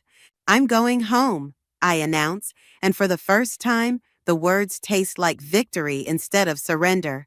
But first, we're going to make sure Dalton never controls anyone again. Lightning flashes outside, illuminating our reflections in the window. 4 people hunched over a kitchen table, planning to dismantle an empire built on stolen dreams. The storm isn't over. It's just beginning. Storage Unit 23B looms before me, its padlock glinting in the fluorescent light. My fingers tremble as I punch in Jalen's birth year. The lock clicks open. Inside, bankers' boxes line metal shelves, each labeled with Cameron's precise handwriting. Patient names, dates, financial records, everything we need to expose Dalton's operation and everything that could destroy him. Looking for something specific? I whirl around. Cameron stands in the doorway, her business suit wrinkled, mascara smeared beneath her eyes. Your sister is safe. She steps inside, closing the door. Dalton's men are watching an empty apartment while she's on a plane to Vancouver. The video was recorded yesterday. I needed him to believe he still had leverage. She pulls a USB drive from her pocket. Everything's backed up, including what really happened to Jalen. My throat tightens. Tell me. Jalen found proof that Dalton was selling babies, matching wealthy donors with desperate mothers, playing God with people's lives. The night he died, he wasn't driving to the airport. He was coming to tell you. The fluorescent lights buzz overhead, matching the static in my head. Dalton killed my brother. He arranged it, made it look like an accident, just like he arranged everything else in your life. She hands me the drive, including me. Ice spreads through my chest. What? He hired me to watch you. Report back if you ever started questioning things. Her laugh is bitter. He didn't count on me falling in love with your family, with Tabitha, with the person you could have been without his control. All these years, my hand finds a shelf for support. Were you ever really my friend? I became one. That's why I started gathering evidence, helping Zoe. Why I reached out to Gareth when I found the connection to Tabitha. My phone buzzes, 1 hour left until Dalton's deadline. He'll kill us all, I whisper. No. Cameron's voice hardens. He'll try, but first, he'll want to know what's in here. She gestures to the boxes. His ego won't let him destroy the evidence until he knows exactly what we have. So we give him what he wants. Let him think he's won. While wearing this, she produces a small recording device. Military grade, undetectable. Zoe's contact came through. I take it, feeling its weight, lighter than the secrets I've carried for years. There's something else you need to see. Cameron pulls out a folder. Medical records, not the fake ones Dalton created, the real ones, about your pregnancy, the one you lost. My hands shake as I open it. Dates, test results, doctor's notes, all in stark medical language that cuts through the fog of manufactured memories. It was real, I breathe. That baby was real. Yes, and after you lost it, when you were most vulnerable, that's when Dalton implemented his plan. The fertility treatments, the drugs, the therapy, all designed to make you accept Tabitha as your biological child. Why? Why go to such lengths? Because you were perfect, grieving, desperate for a child, with enough family money to fund his operation. And Tabitha, she hesitates. Tabitha was special, the perfect donor embryo, guaranteed to produce a child of exceptional intelligence and ability. He could have sold her to the highest bidder, but he wanted her for himself, his ultimate achievement. My phone buzzes again. Dalton's message is simple. Time's running out, darling. I have to go back, I say. Make him believe I'm broken, that I'll accept his version of the truth. He'll be expecting that. Cameron checks her watch, which is why we're going to give him exactly what he wants and everything he fears. She pulls out her phone, showing me a series of texts. My breath catches as I read them. Is this real? Very. The question is, are you ready to use it? I think of Jalen, driving through the night to save me, of Tabitha, brave enough to shatter our perfect illusion, of the baby I lost, the only child that was truly mine. I'm done being ready, I tell her. I'm done being careful. I'm done being his perfect, controlled wife. Good, she hands me a key. Because in 45 minutes, everything changes. No matter what happens in that house, no matter what he says or threatens, remember, you're not alone anymore. I slip the recording device into my bra, the USB drive into my shoe, and the key into my pocket. Each one a weapon, each one a truth. Cameron? I pause at the door. Thank you for becoming my friend for real. She smiles, sad and fierce. Go get your life back. I step out into the night, heading toward the house where my husband waits with his lies and his power and his carefully constructed world. Time to tear it all down. Our front door opens before I can reach for my key. Dalton stands in the warm light of our foyer, jacket off, sleeves rolled up, casual, as if this were any other evening. Welcome home, darling. He steps aside to let me in. Shall we have this conversation in my office? The house smells wrong, too clean, like evidence has been scrubbed away. I follow him down the familiar hallway, Past photos I now know are carefully curated lies. The recording device feels hot against my skin. His office is exactly as I left it, except for one detail: a glass of whiskey on his desk, half empty. Dalton never drinks while handling business. He's nervous. Sit. He gestures to the chair across from his desk, the supplicant's position.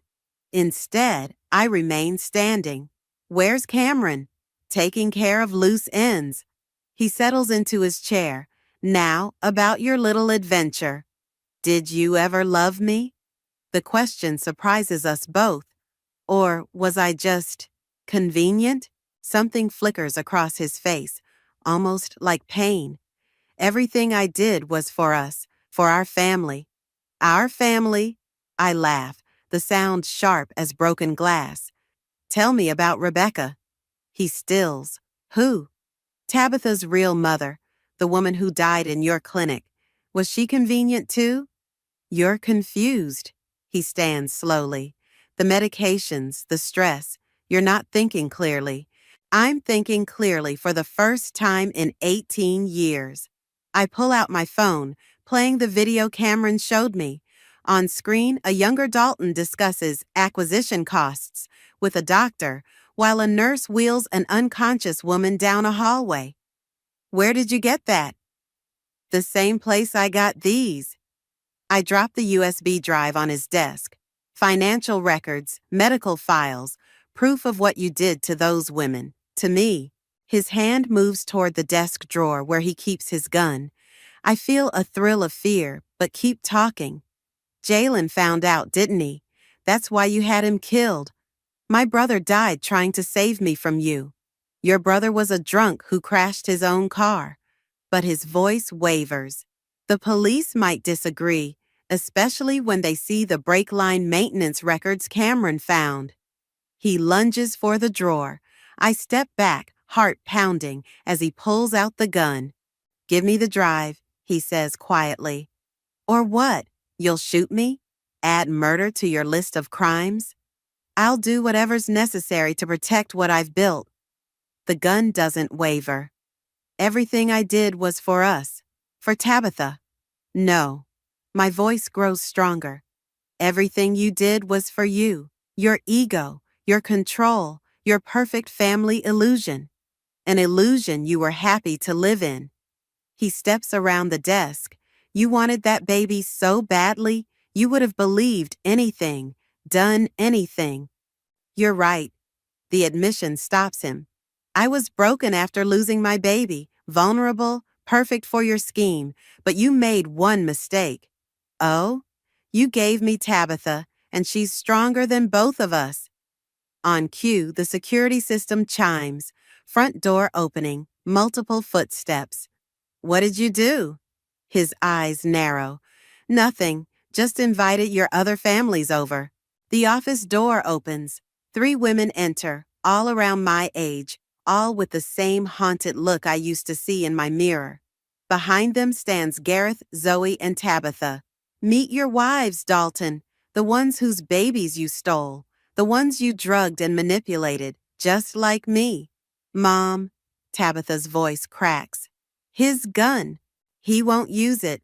I step closer to him.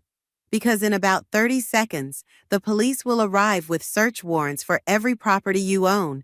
Cameron's been very helpful, explaining exactly where to look. His hand shakes. You're bluffing. Like you bluffed about having her sister. Vancouver's lovely this time of year, by the way. Sirens wail in the distance, growing closer. It's over, I tell him softly. The perfect family, the perfect lie, all of it. He looks at each face in turn. The women he betrayed, the daughter he stole, the life he manufactured, and something breaks behind his eyes. The gun clatters to the floor. You were never supposed to wake up, he whispers. But I did. We all did. Police flood the house. Gareth moves to restrain Dalton while Zoe retrieves the gun.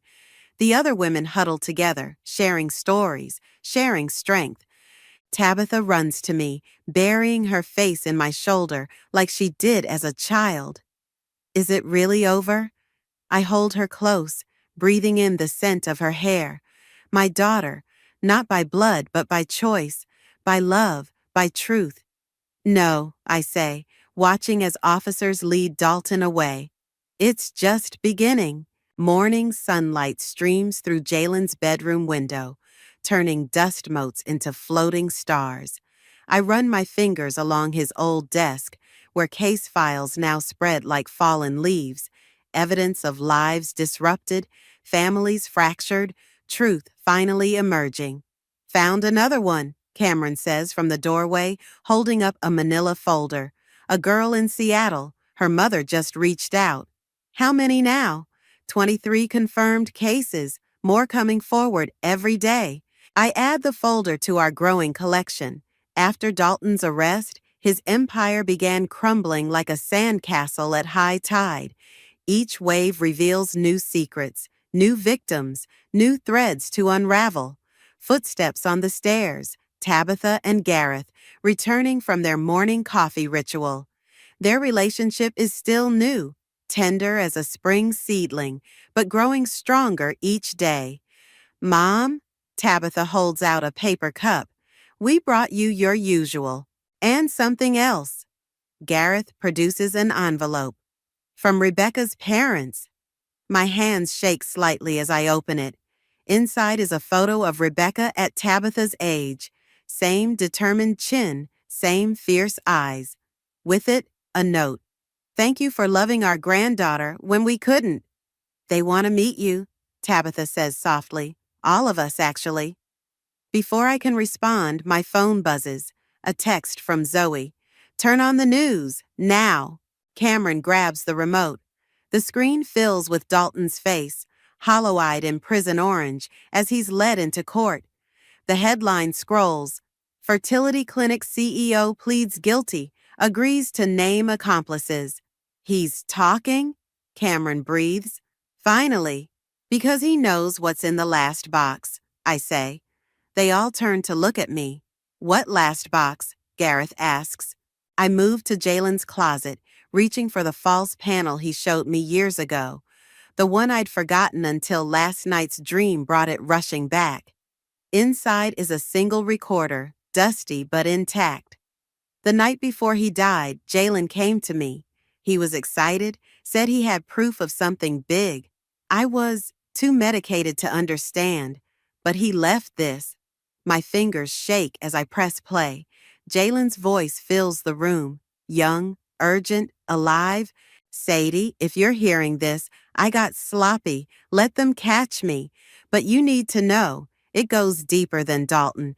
There's a whole network, judges, doctors, politicians. I'm meeting someone tonight who can blow it all open. If anything happens to me, look for... The recording cuts off in static. That's why they killed him, Cameron realizes. Not just to protect Dalton, to protect everyone, I finish. And now Dalton's naming names to save himself. Tabitha grabs my hand. Mom, this is bigger than we thought. Maybe we should stop. No, I squeeze her hand.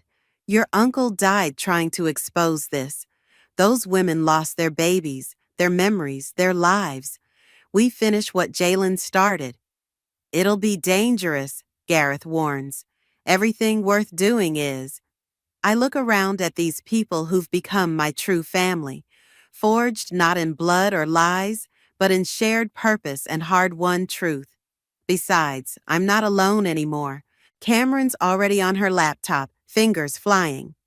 I can cross-reference Dalton's associates with adoption records, political donations. I'll call Zoe, Gareth says. Her contacts in the DA's office need to hear that recording. Tabitha hugs me fiercely. We're really doing this? We are. I kiss her forehead. For Rebecca, for Jalen, for every family they tried to erase. The morning sun catches the dust motes again, dancing like stars in Jalen's old room. I think of all the nights he spent here, piecing together a puzzle whose scope he barely glimpsed. Of all the nights I spent in a drugged haze, missing the truth right in front of me. No more missing, no more haze. Mom? Tabitha's voice pulls me back. What do we do first? I pick up the Seattle folder, add it to Jalen's files, and face my daughter, this miraculous girl who shattered my perfect illusion and helped me find my real strength. We do what I should have done 18 years ago, I tell her. We wake everyone up. Through the window, I watch the sun climb higher, burning away the morning mist. Somewhere in a courtroom, Dalton is spilling secrets. Somewhere in Vancouver, Cameron's sister is safe. Somewhere in Seattle, another mother is remembering her truth. And here, in my brother's room, surrounded by evidence and love and purpose, I'm finally fully awake. The smell of burning toast yanks me from sleep, and for a moment I'm disoriented, thinking Jake's making breakfast again. Then reality crashes in. Jake hasn't made me breakfast in 8 months. He's probably making breakfast for Lily now. I stumble to the kitchen, cursing as I rescue the blackened bread from my temperamental toaster. The autumn sun streams through my apartment windows, catching the diamond on my left hand, the one I still can't bring myself to remove. 5 years of marriage reduced to a sparkly reminder of everything I've lost. My phone buzzes. It's Valerie, my one remaining ally at Townsend Corp. Vienna, you need to see this. Check your email now. I pull up my inbox and there it is. The company-wide announcement complete with a photo that makes my stomach lurch. Jake and Lily beaming at their surprise weekend wedding. My husband, ex-husband, and my best friend of 15 years, looking like they've just won the lottery of life. Did you know? Valerie's voice is gentle. About them. No? The word comes out as a whisper. I knew they'd been spending time together after everything. Lily said she was just helping him through the divorce. I laugh, but it sounds hollow even to my ears. Guess she was helping herself to my husband. There's more, Valerie says. Keep reading. I scroll down, my hands shaking. Beneath the wedding announcement is a promotion notice. Effective immediately, Lily Townsend now, is being appointed Chief Strategy Officer. My old position. The one I built from nothing over 12 years before Jake orchestrated my voluntary resignation during our divorce. The retreat's tomorrow, Valerie continues. They'll both be there. The whole executive team will. The annual leadership retreat. I'd forgotten. Last year, I'd led the opening keynote. This year, I wasn't even invited. I can't avoid them forever, I say, more to myself than Valerie. Might as well face them now. Vienna. Valerie hesitates. Maybe you shouldn't. I'm still a shareholder. I cut in. I have every right to be there. After hanging up, I stand in front of my closet, pushing past the comfortable work-from-home clothes I've lived in since leaving Townsend. At the back hangs the red power suit I wore the day I closed the Morrison deal, the biggest acquisition in company history. Lily had been so proud of me that day. We'd celebrated with champagne in my office, plotting our rise through the corporate ranks together. We'll run this place someday, she'd said, clinking her glass against mine. The dynamic duo. Some duo we turned out to be. The suit still fits perfectly. I spend extra time on my makeup, erasing any trace of the sleepless nights and tears. The woman in the mirror looks powerful, controlled. No one would guess she's breaking inside. The retreat venue is a luxury resort an hour outside the city. I time my arrival perfectly, late enough to miss the morning mingling, early enough to slip into the back of the main presentation room just as Jake takes the stage. He looks good. Of course he does. He's practically glowing as he welcomes everyone, making the same terrible jokes that used to make me groan affectionately. A few rows ahead, Lily sits in my old seat, nodding along. She's wearing the Cartier bracelet I noticed on her wrist months ago. She'd said it was a gift from her parents. Now I wonder if it was from Jake all along. My presence creates a ripple of whispers. Jake falters mid-sentence when he spots me, but recovers quickly. Too quickly, like he's been practicing for this moment. After his speech during the coffee break, Lily approaches. She's wearing the confident smile I taught her to use in tough negotiations. Vienna, I'm so glad you came. She reaches for a hug like nothing has changed. I step back. Congratulations, I say coolly. On everything. I wanted to tell you myself, but it all happened so fast. Her smile slips slightly. You understand, don't you? Sometimes life just takes unexpected turns. Over her shoulder, I see Jake watching us, his expression unreadable. Lily follows my gaze and something flickers across her face. Guilt. Fear. Before I can process it, she's composed again. We should catch up properly, she says. There's so much to discuss. Yes, I agree, matching her smile with one of my own. So much. She turns to leave but pauses. That suit, isn't that what you wore for the Morrison deal? Good memory. Those were simpler times, weren't they? There's an edge to her voice I've never heard before. Back when we thought we knew what we wanted, she walks away, leaving me with the distinct feeling that I've missed something crucial. That beneath the perfect facade of their fairy tale romance and corporate success lies a story I don't yet understand. But I will. Oh, I will. The rain hasn't stopped for 3 days. I'm staring out my home office window when the email arrives. Its cheerful subject line a stark contrast to its contents. Organizational restructuring. Important updates. My hands don't shake this time.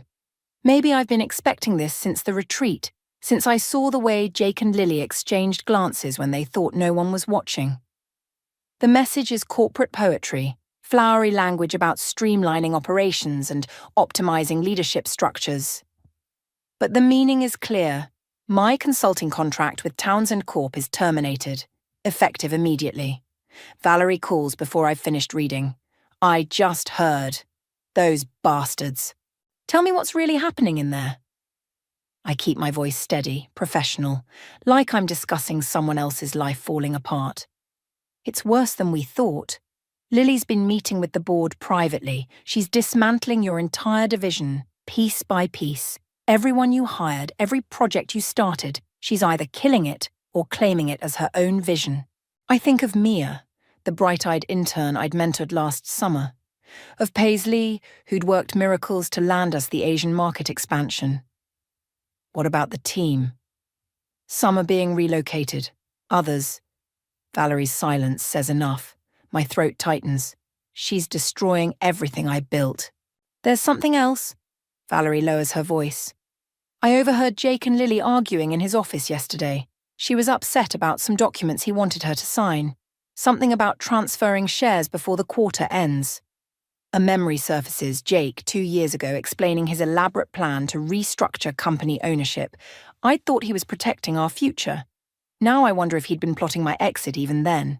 My doorbell rings, interrupting my thoughts. Through the peephole I see Lily, rain-soaked and looking nothing like the polished executive from the retreat. I know you're in there, Vienna. Her voice is thick. Please, 5 minutes. I should ignore her. Instead, I open the door. She steps inside, water dripping onto my hardwood floors. I had to explain in person. About the contract. Save it. I cross my arms. I'm sure the board had very compelling reasons. It wasn't my decision. She runs a hand through her wet hair. Jake insisted. He said keeping you connected to the company was too risky. Risky? I laugh. I built half that company. You don't understand.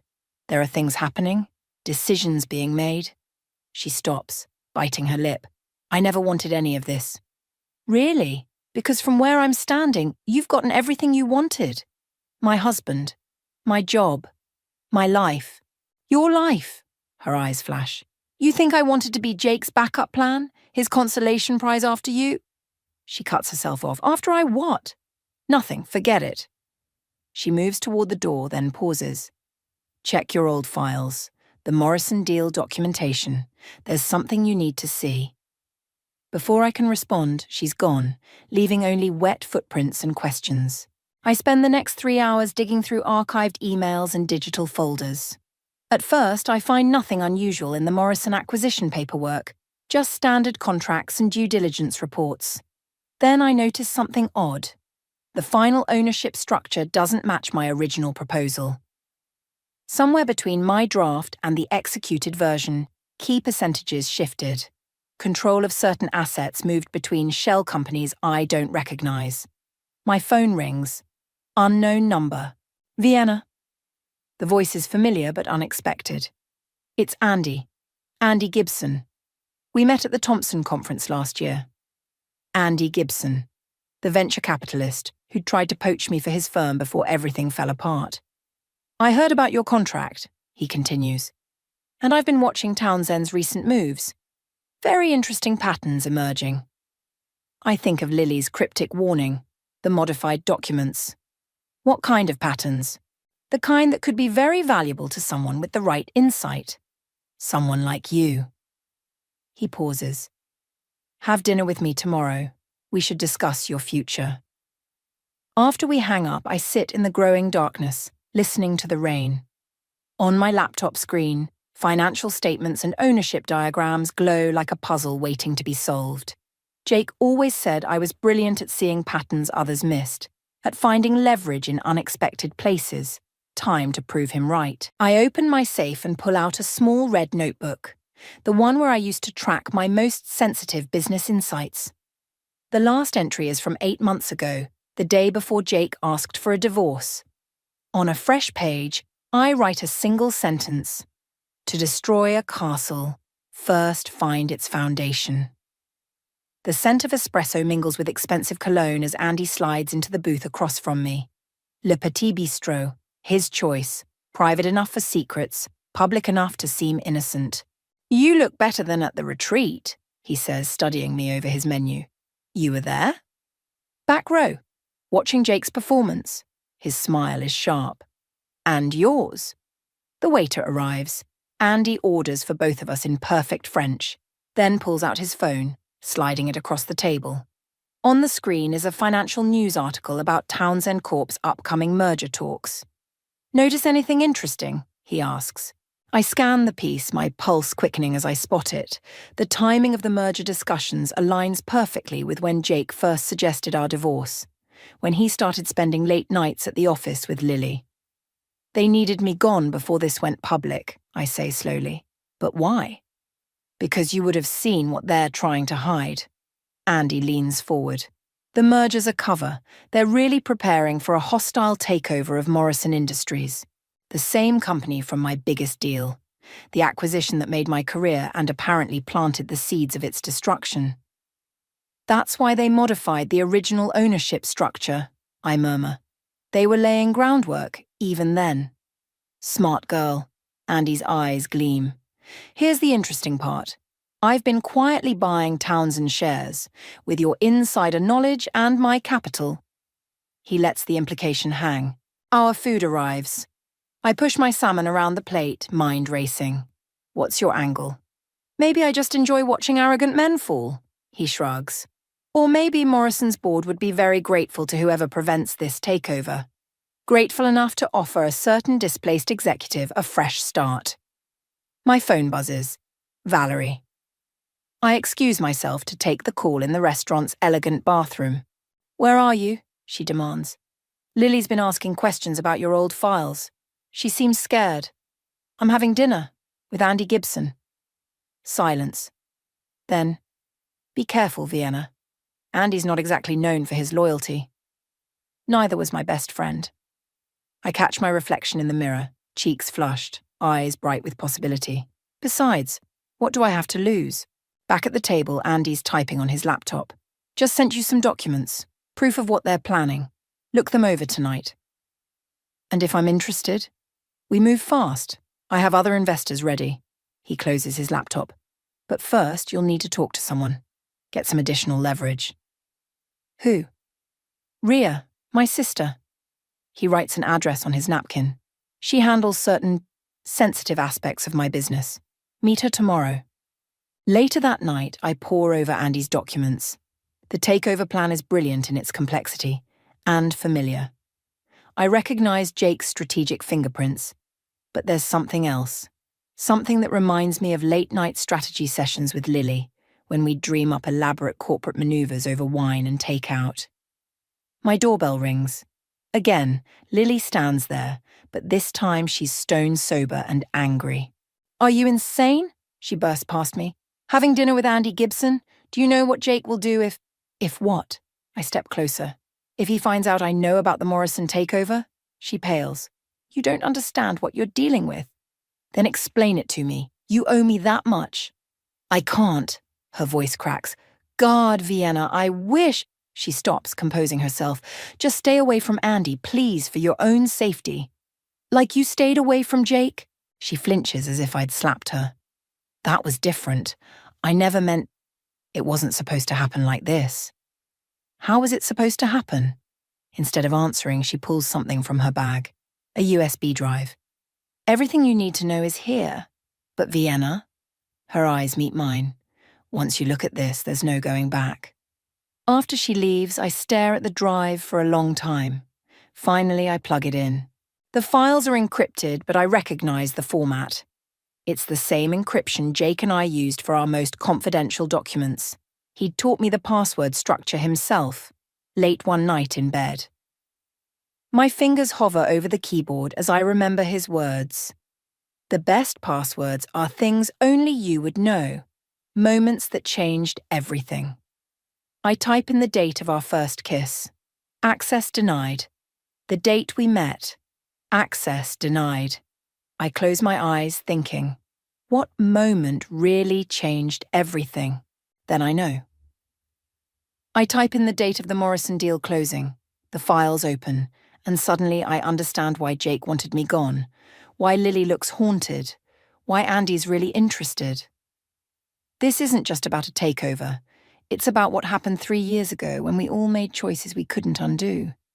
And now those choices are coming back to destroy us all. The city roars 20 stories below as I wait in Andy's sister's office. Rhea Gibson looks nothing like her brother. Where he's all polished charm, she's raw energy, sprawled in her chair with combat boots on her desk. So you're the one who made my brother cancel his vacation, she grins. The files were enlightening, weren't they?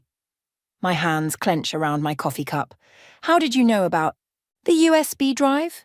Please. She waves dismissively. Lily's been my client for months. Who do you think helped her encrypt those files? The coffee turns bitter in my mouth. You're working with Lily? I work with anyone who pays. Rhea leans forward. But right now, I'm more interested in working with you.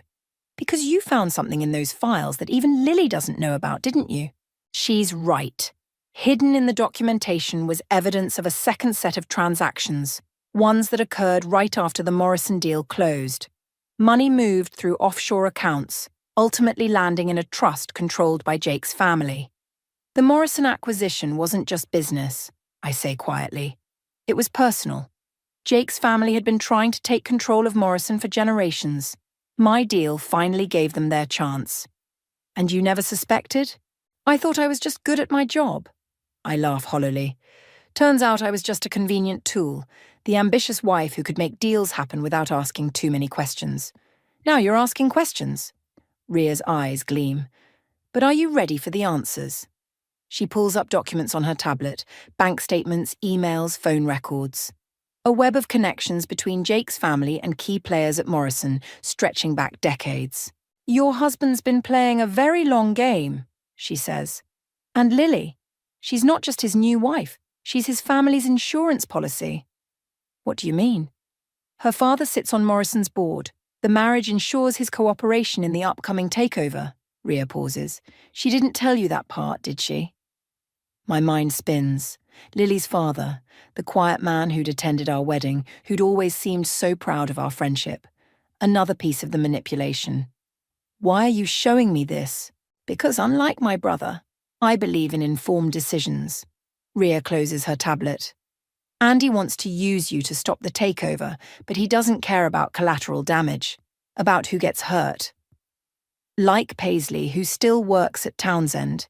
Like Mia, the intern who reminds me so much of myself at that age. My phone buzzes, speaking of Paisley. Her message makes my blood freeze.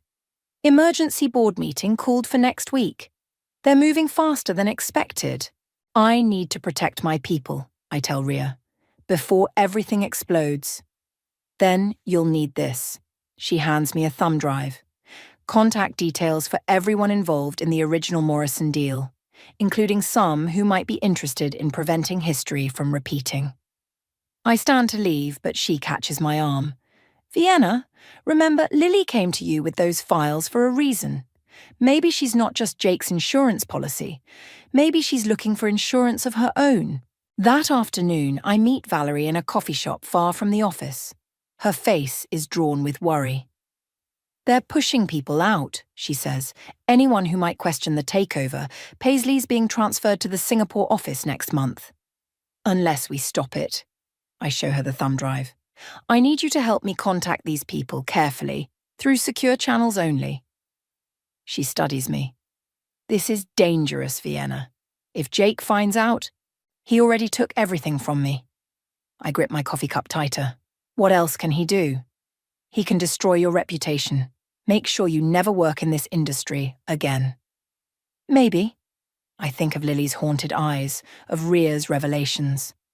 But I'm done being afraid of what Jake might do. It's time to show him what I can do. My phone lights up with a text from an unknown number. Meet tonight, 8 p.m., the place where it all started. I know exactly where. The small bar where Jake first introduced me to Lily, 15 years ago. Where our friendship began, before ambition and betrayal poisoned everything. I have to go, I tell Valerie. But first, I need you to do something. Get a message to Paisley. Tell her to delay accepting that transfer. Things are about to change. Walking to my car, I call Andy. I'm in, but we do this my way. No collateral damage. Whatever you say, boss. His smile is audible. Just remember, once we start, there's no going back. I think of the young woman I was, celebrating my friendship with Lily in that bar, of the wife I became believing in Jake's love, of the executive I am now, finally seeing the whole board clearly. Good, I say, because going back isn't an option anymore. The bar looks exactly the same. Dark wood, brass fixtures, the perpetual smell of lime and whiskey. Lily's already there, perched on the same stool where we first met, when Jake introduced his two favorite women and unknowingly set this whole tragedy in motion. I wasn't sure you'd come, she says as I slide onto the stool beside her. I almost didn't. I order a Manhattan, my drink from simpler days. But I want to hear you explain why your father's involvement in Morrison wasn't worth mentioning. She flinches. How did you... Does it matter? What matters is you're still lying, still playing both sides. You think I wanted this? Her voice cracks. My father's dying, Vienna. Pancreatic cancer. Jake's family promised to take care of him, to make sure he dies with dignity instead of drowning in medical debt. All I had to do was... She trails off. Marry Jake. Help destroy me. Help save the company, she corrects. The Morrison takeover isn't just about power, it's about survival. Townsend Corp is bleeding money. The merger rumors are keeping the stock price up, but once people realize the truth... My drink arrives. I take a long sip, letting the bourbon burn. And what is the truth? Jake's family.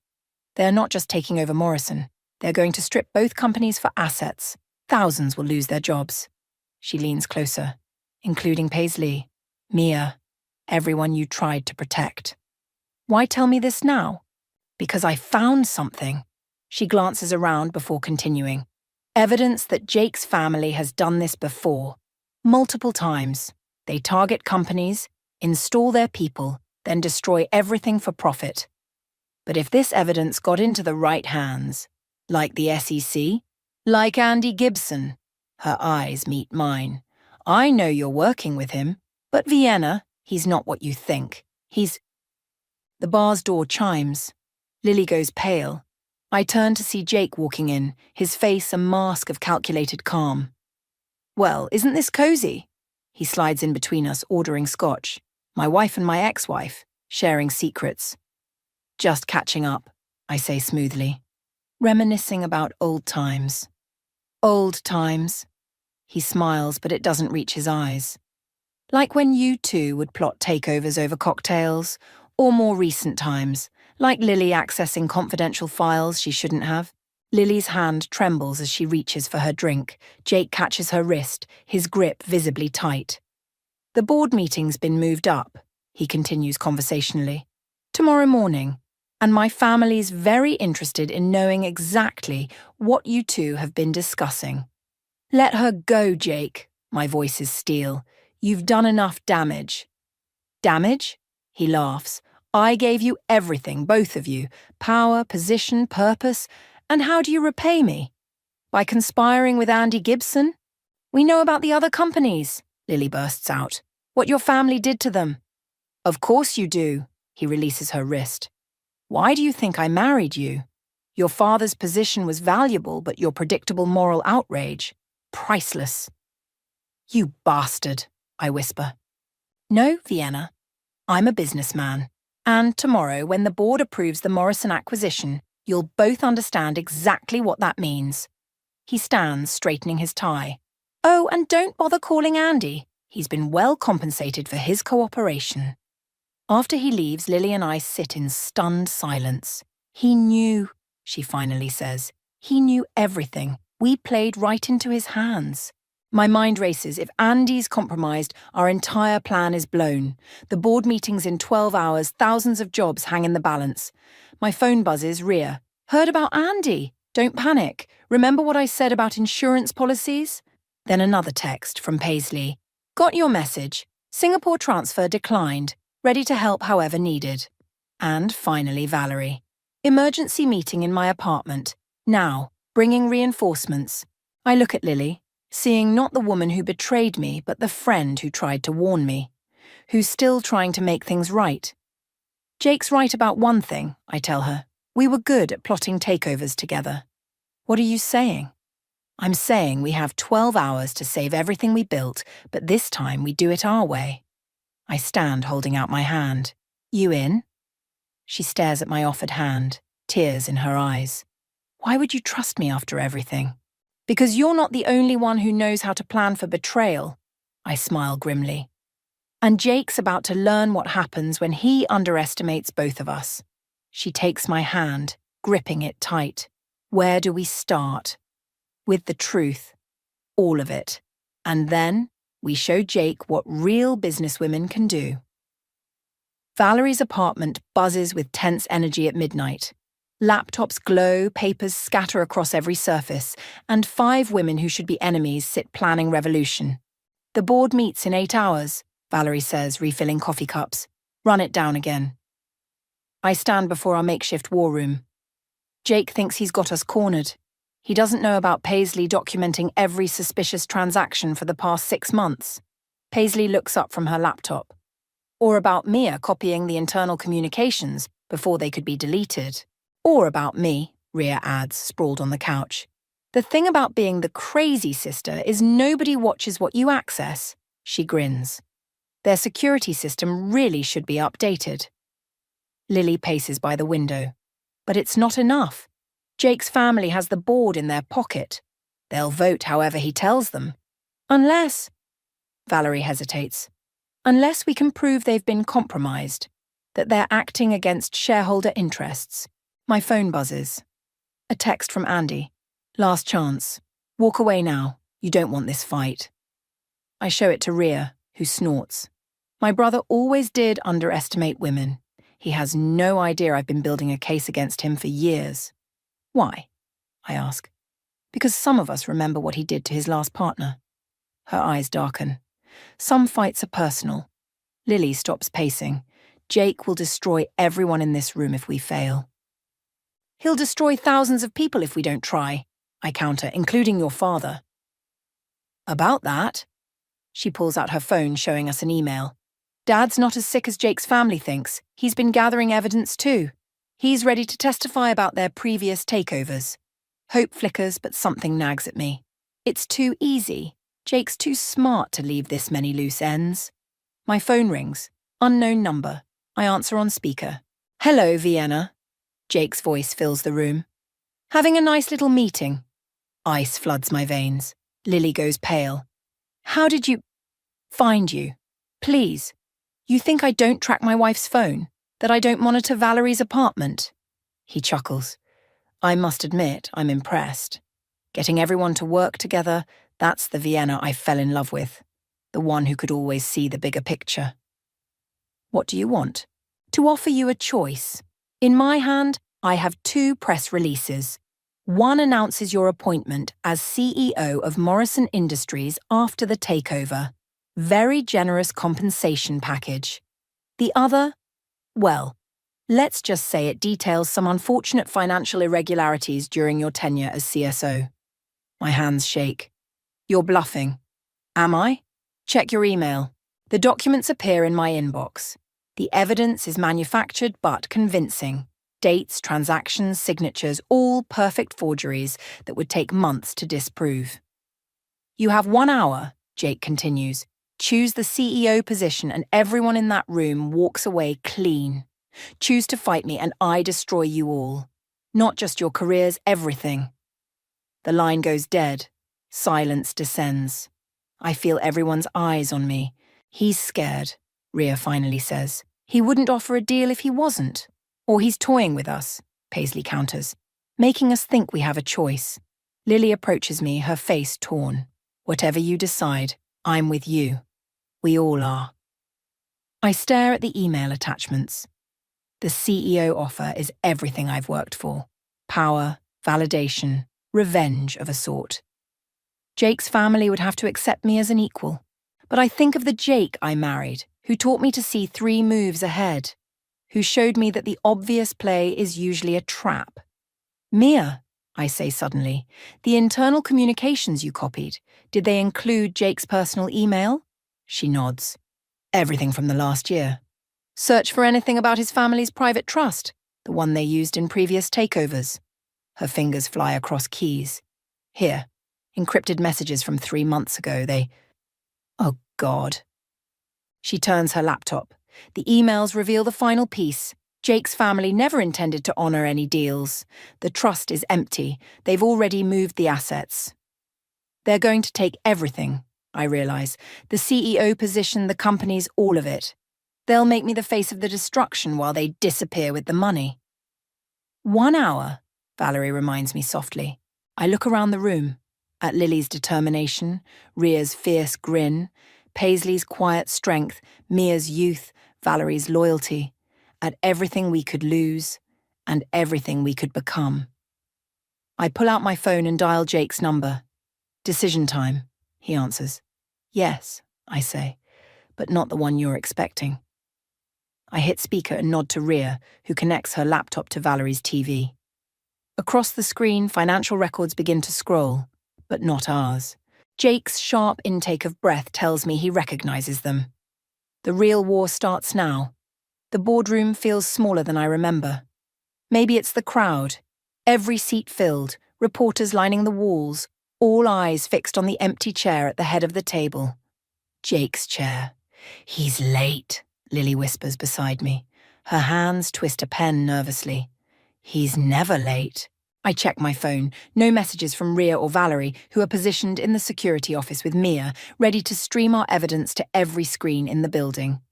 Paisley sits across the table, her laptop open, watching the trading signals. The door bursts open. Jake strides in, followed by 3 men I recognize from his family's trust. His eyes lock onto mine, and for a moment I see a flicker of the man I loved, brilliant, determined, unstoppable. Then he smiles, and he's a stranger again. My apologies for the delay, he announces, but I have some concerning information to share before we vote. He nods to his assistant, who begins distributing folders. Evidence has come to light of serious financial misconduct. Actually, I stand, cutting him off, I have something to share first. Vienna, he warns. Don't do this. I pick up the remote. Did you really think I wouldn't keep copies of everything? That I wouldn't recognize your family's pattern? The screens behind me flicker to life. Financial records scroll past, not just from Townsend Corp, but from every company his family has destroyed. Wire transfers, shell companies, offshore accounts. The trust is empty, I continue. Has been for months. They've already moved the money, haven't they, Jake? Just like they did with the others. Murmurs ripple through the room. Jake's family members shift uncomfortably. These documents are clearly fabricated, Jake says smoothly. And, given Ms. Howard's recent termination, her credibility is, "Oh, I'm not your only problem." I nod to Paisley, who hits a key on her laptop. The trading screens explode with activity. Share prices plummet as pre-scheduled news releases hit the wire. Detailed exposés from 3 major financial publications, all launching simultaneously. Your father taught you to see 3 moves ahead, I tell Jake, but he never taught you to watch your back. Jake's facade cracks. You have no idea what you're doing. The jobs you'll destroy. Like you destroyed those other companies? Lily stands. Like you plan to destroy my father's legacy? Everything I did was for this company. Jake slams his hand on the table. For our future. No. I walk toward him slowly. Everything you did was for power. The company was just collateral damage, like I was, like we all were. His family members are already edging toward the door, phones in hand. Jake sees them leaving and something breaks in his eyes. Wait, he calls. The vote has already happened. Paisley turns her screen, showing the emergency shareholder meeting results streaming in. While you were trying to threaten Vienna last night, we were contacting major stakeholders. Amazing how quickly they'll act when they see proof their investments are about to vanish. The boardroom doors open again. 2 SEC agents enter, followed by Rhea and Valerie. Mr. Townsend, one agent says, we need you to come with us. Jake looks around wildly, seeing no allies left. His gaze settles on me. I did love you, he says quietly. In the beginning. I know. My voice stays steady. That's what made it so easy to trust you, to ignore the signs. But love without respect isn't love at all. As the agents lead him out, I feel a hand slip into mine, Lily, tears streaming down her face. Your father? I ask. Safe. Already gave his statement to the SEC. She squeezes my hand. Thank you. For believing in me again. Paisley approaches with her laptop. Trading stabilized. The board's approved emergency management changes. They want to talk to you. Us, I correct her. They want to talk to us. The reporters surge forward, questions flying. Through the chaos, I catch glimpses of my team. Valerie's proud smile, Mia's excited texting, Rhea's satisfied smirk. Women who chose truth over power, collaboration over destruction. My phone buzzes one last time. Andy. You win. Impressive work. Dinner sometime? I delete the message without responding. Some bridges are better left burned. The boardroom slowly empties, leaving just our core group. Sunrise streams through the windows, painting everything in new light. The same room where I once fought so hard for Jake's approval now feels like a launching pad instead of a battlefield. So, Paisley grins, ready to rebuild? I look around at these women who risked everything to fight for what's right, who showed me that true power comes from lifting others up, not tearing them down. Yes, I say. But this time we do it together. The morning sun paints the office windows gold as I pack the last of Jake's things into boxes. His degrees, his awards, the photo of us at our wedding. All carefully wrapped in newspaper-like artifacts from another life. A knock at the door. Still cleaning house? Rhea leans against the doorframe, eyebrow raised. Just finishing. I hold up the wedding photo. Want to help me burn these later? Actually, I have something better. She drops a file on my desk. Remember how I said some fights are personal? This is why. Inside are photos of a younger Rhea with Andy, working at their first investment firm. News clippings about their meteoric rise. Then court documents. A lawsuit Andy filed to force her out, using manufactured evidence of misconduct. Jake didn't create that playbook, she says quietly. He learned it from my brother. That's why you helped us. Partly, she grins. Also thought it was time someone showed these boys how it's really done. My phone buzzes. Lily requesting a video call. When I answer, she's standing in what looks like a hospital room. Say hi to someone. She turns the camera to show her father in bed, looking tired but very much alive. The treatment's working, she says. Real treatment, not Jake's false promises. Dad's going to testify against Andy next week. Good, I smile. How's the Morrison merger going? Smoothly, now that we're doing it legitimately. Their board actually seems to trust us. She pauses. I never thought we'd be here, working together again. Neither did I. I look at the wedding photo still in my hand. Funny how betrayal can lead to truth. After we hang up, Valerie appears with coffee and a stack of reports. Paisley's team found 3 more shell companies, and Mia's developed a tracking system for suspicious transactions. Already? It's only been 2 days. She said you taught her to work fast. Valerie sits. Speaking of which, the board wants your decision by tomorrow. The CEO offer. Not Jake's fake version, but a real one, earned through merit and integrity. I'm not taking it, I say. What? I'm recommending you and Lily as co-CEOs. I hand her the proposal I've been drafting. The company needs leaders who understand both innovation and ethics, who know how to build, not just acquire. But after everything you went through to get here, I didn't go through it to get here. I went through it to learn who I am. I start unpacking my own box, not of endings, but beginnings. My red notebook, the Morrison deal documents, the photo of our team celebrating after the board meeting. And who is that? Rhea asks softly. Before I can answer, Paisley bursts in.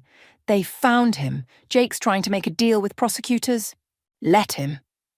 I place the wedding photo in the box of his things. Some prices aren't worth paying.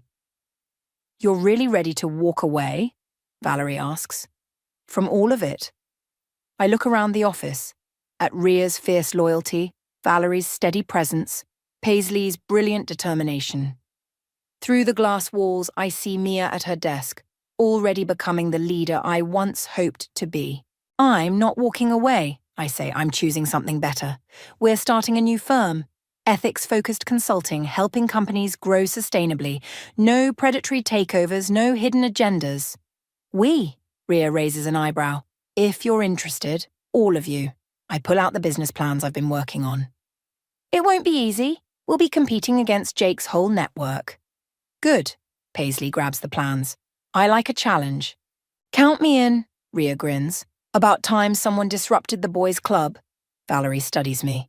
You knew you weren't taking the CEO job all along, didn't you? I knew I didn't want to sit in the castle I'd helped build with lies. I pick up Jake's box. Sometimes winning means walking away and building something true instead. Together we carry Jake's things to the lobby. I pause at the security desk, hand the box to the guard. Have these delivered to his lawyers, I say, then turn to my team. My real team. Ready? The morning sun streams through the revolving doors as we step outside. The city feels different now. Not a battlefield, but a canvas. Not a place to conquer, but a place to create. My phone buzzes one last time. Jake's number. I decline the call without hesitation. Some castles are meant to fall, and some queens are meant to build something better than thrones. The invitation sat in my inbox like a ticking bomb. Annual Brooks Family Beach House reunion. Save the date. My sister Trinity's cheerful mass email might as well have been addressed to everyone but me. I knew how this would play out, the same way it had for the past 5 years. My name is Quinn, and I'm the family disappointment. At least, that's what my mother Iris never fails to remind me, whether through pointed silence or barely concealed sighs of disapproval. You're not going to let it get to you again this year, are you? Remington asked, peering over my cubicle wall. His concerned expression made me quickly close the email. Of course not, I lied, forcing a smile. Just another day at the office. But it wasn't just another day. The family beach house held every meaningful memory from my childhood. Before things changed, before I became the outsider.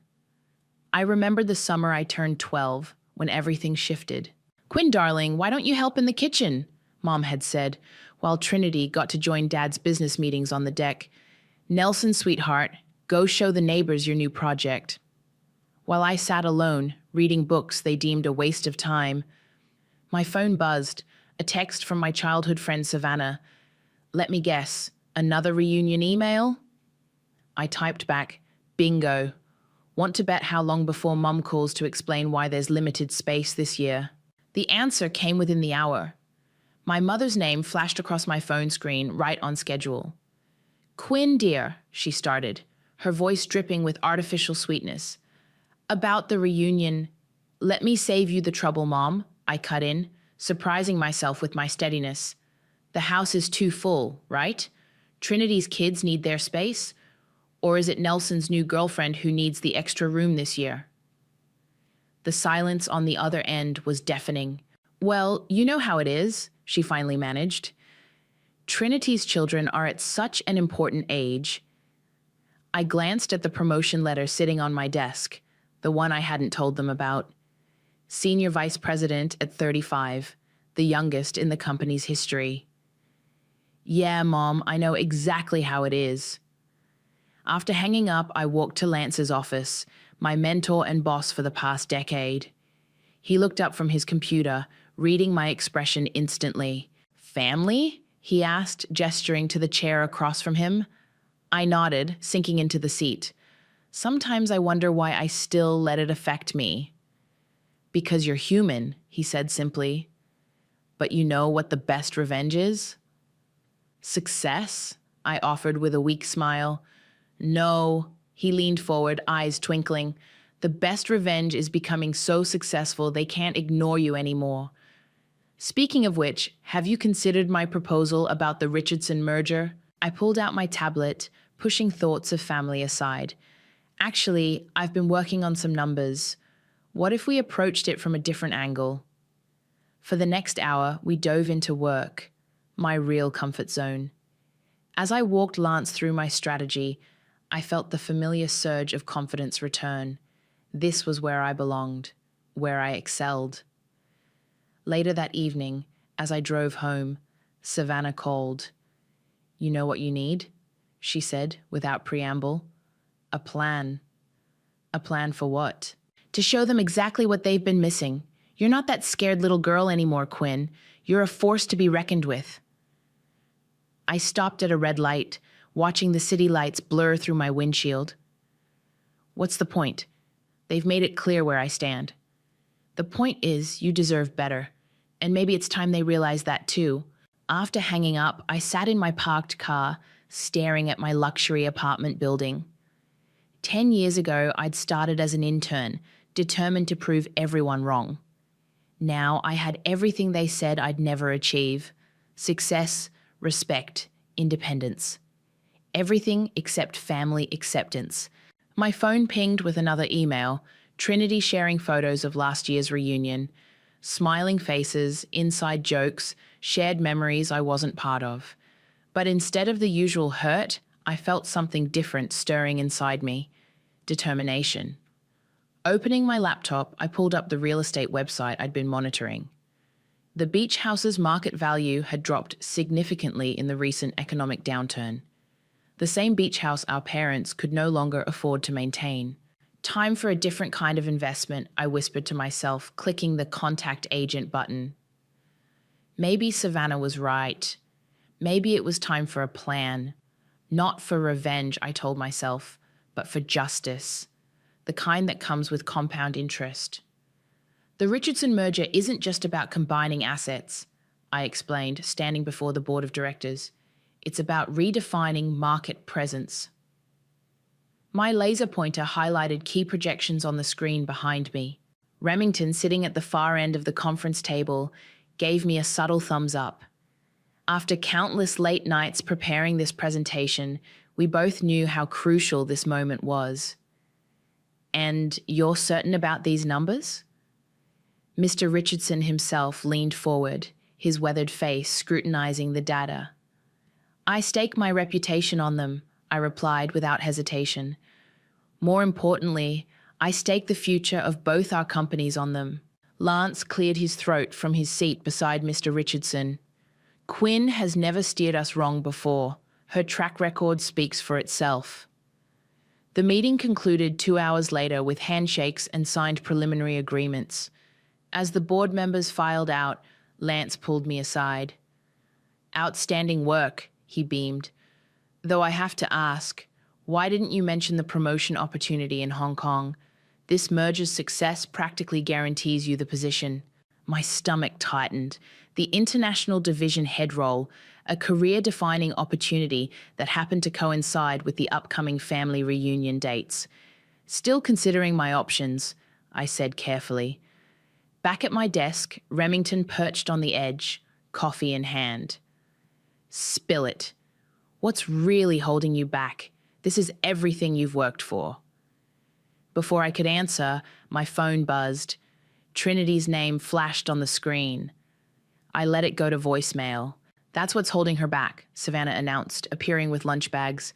Family drama, as usual. I thought we were meeting at the cafe, I said, grateful for the interruption. Changed my mind. Besides, I wanted to see the aftermath of your big presentation. She distributed sandwiches, then fixed me with a knowing look. So, Hong Kong? News travels fast, I muttered. In this case, good news should travel fast, Remington insisted. You can't seriously be considering passing this up because of them? My phone buzzed again. A text from Trinity. Mom's asking if you got the reunion email. Please respond. Savannah grabbed my phone. Oh, hell no. You know what this is? This is them realizing they can't ignore you anymore. The family gossip vine must have caught wind of your success. Give me my phone back. I reached for it, but she held it away. Not until you promise to stop letting them dictate your life choices.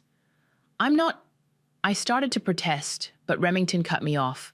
Quinn, remember last month's charity gala? When you commanded that room full of CEOs? That's who you really are, not the invisible middle child they made you feel like. My phone buzzed a third time. Nelson this time. Hey sis, long time. Got a minute to chat? Suddenly, everyone wants to talk, I said dryly. Because you're becoming impossible to ignore? Savannah grinned. Now, about Hong Kong. The timing, I began. Is perfect, Remington finished. Show them exactly what they're missing while they're playing happy family at their precious beach house. Lance appeared in my office doorway. Quinn, Mr. Richardson wants to discuss implementation strategies over dinner tonight. I stood, straightening my jacket. Text me the details. After Lance left, Savannah raised an eyebrow. Look at you, power moves only. It's just dinner, I said, but couldn't help smiling. Just dinner with one of the most influential men in the industry, Remington corrected, while your family probably thinks you're still pushing papers in some entry-level position. My phone lit up with another message, Mom this time. Quinn, dear, please call when you can. Important family matters to discuss. Savannah read it over my shoulder and snorted. Important family matters? Like how they're running out of excuses to exclude you? I picked up my presentation materials, mind already shifting to the dinner ahead. They can keep their excuses. I've got an empire to build. That's my girl, Remington grinned. Speaking of building things, have you made an offer on the beach house yet? Tomorrow, I said, checking my makeup in my compact mirror. The agent says we're the only serious buyers in this market. Perfect timing, Savannah sang, right before they announced this year's reunion details. As I gathered my things for the Richardson dinner, I felt lighter than I had in weeks. My family might have mastered the art of making me feel small, but in this world, my world, I was anything but. Hey, Remington called as I headed out. Don't forget who you are in there. Show them what Quinn Unleashed looks like. I smiled, thinking of the beach house listing waiting in my inbox. Oh, I plan to show everyone exactly who I am. Congratulations, Ms. Brooks. The beach house is yours. The real estate agent slid the keys across her desk, their metal surface gleaming under the fluorescent lights. My hand trembled slightly as I picked them up. These small pieces of metal represented more than just property ownership.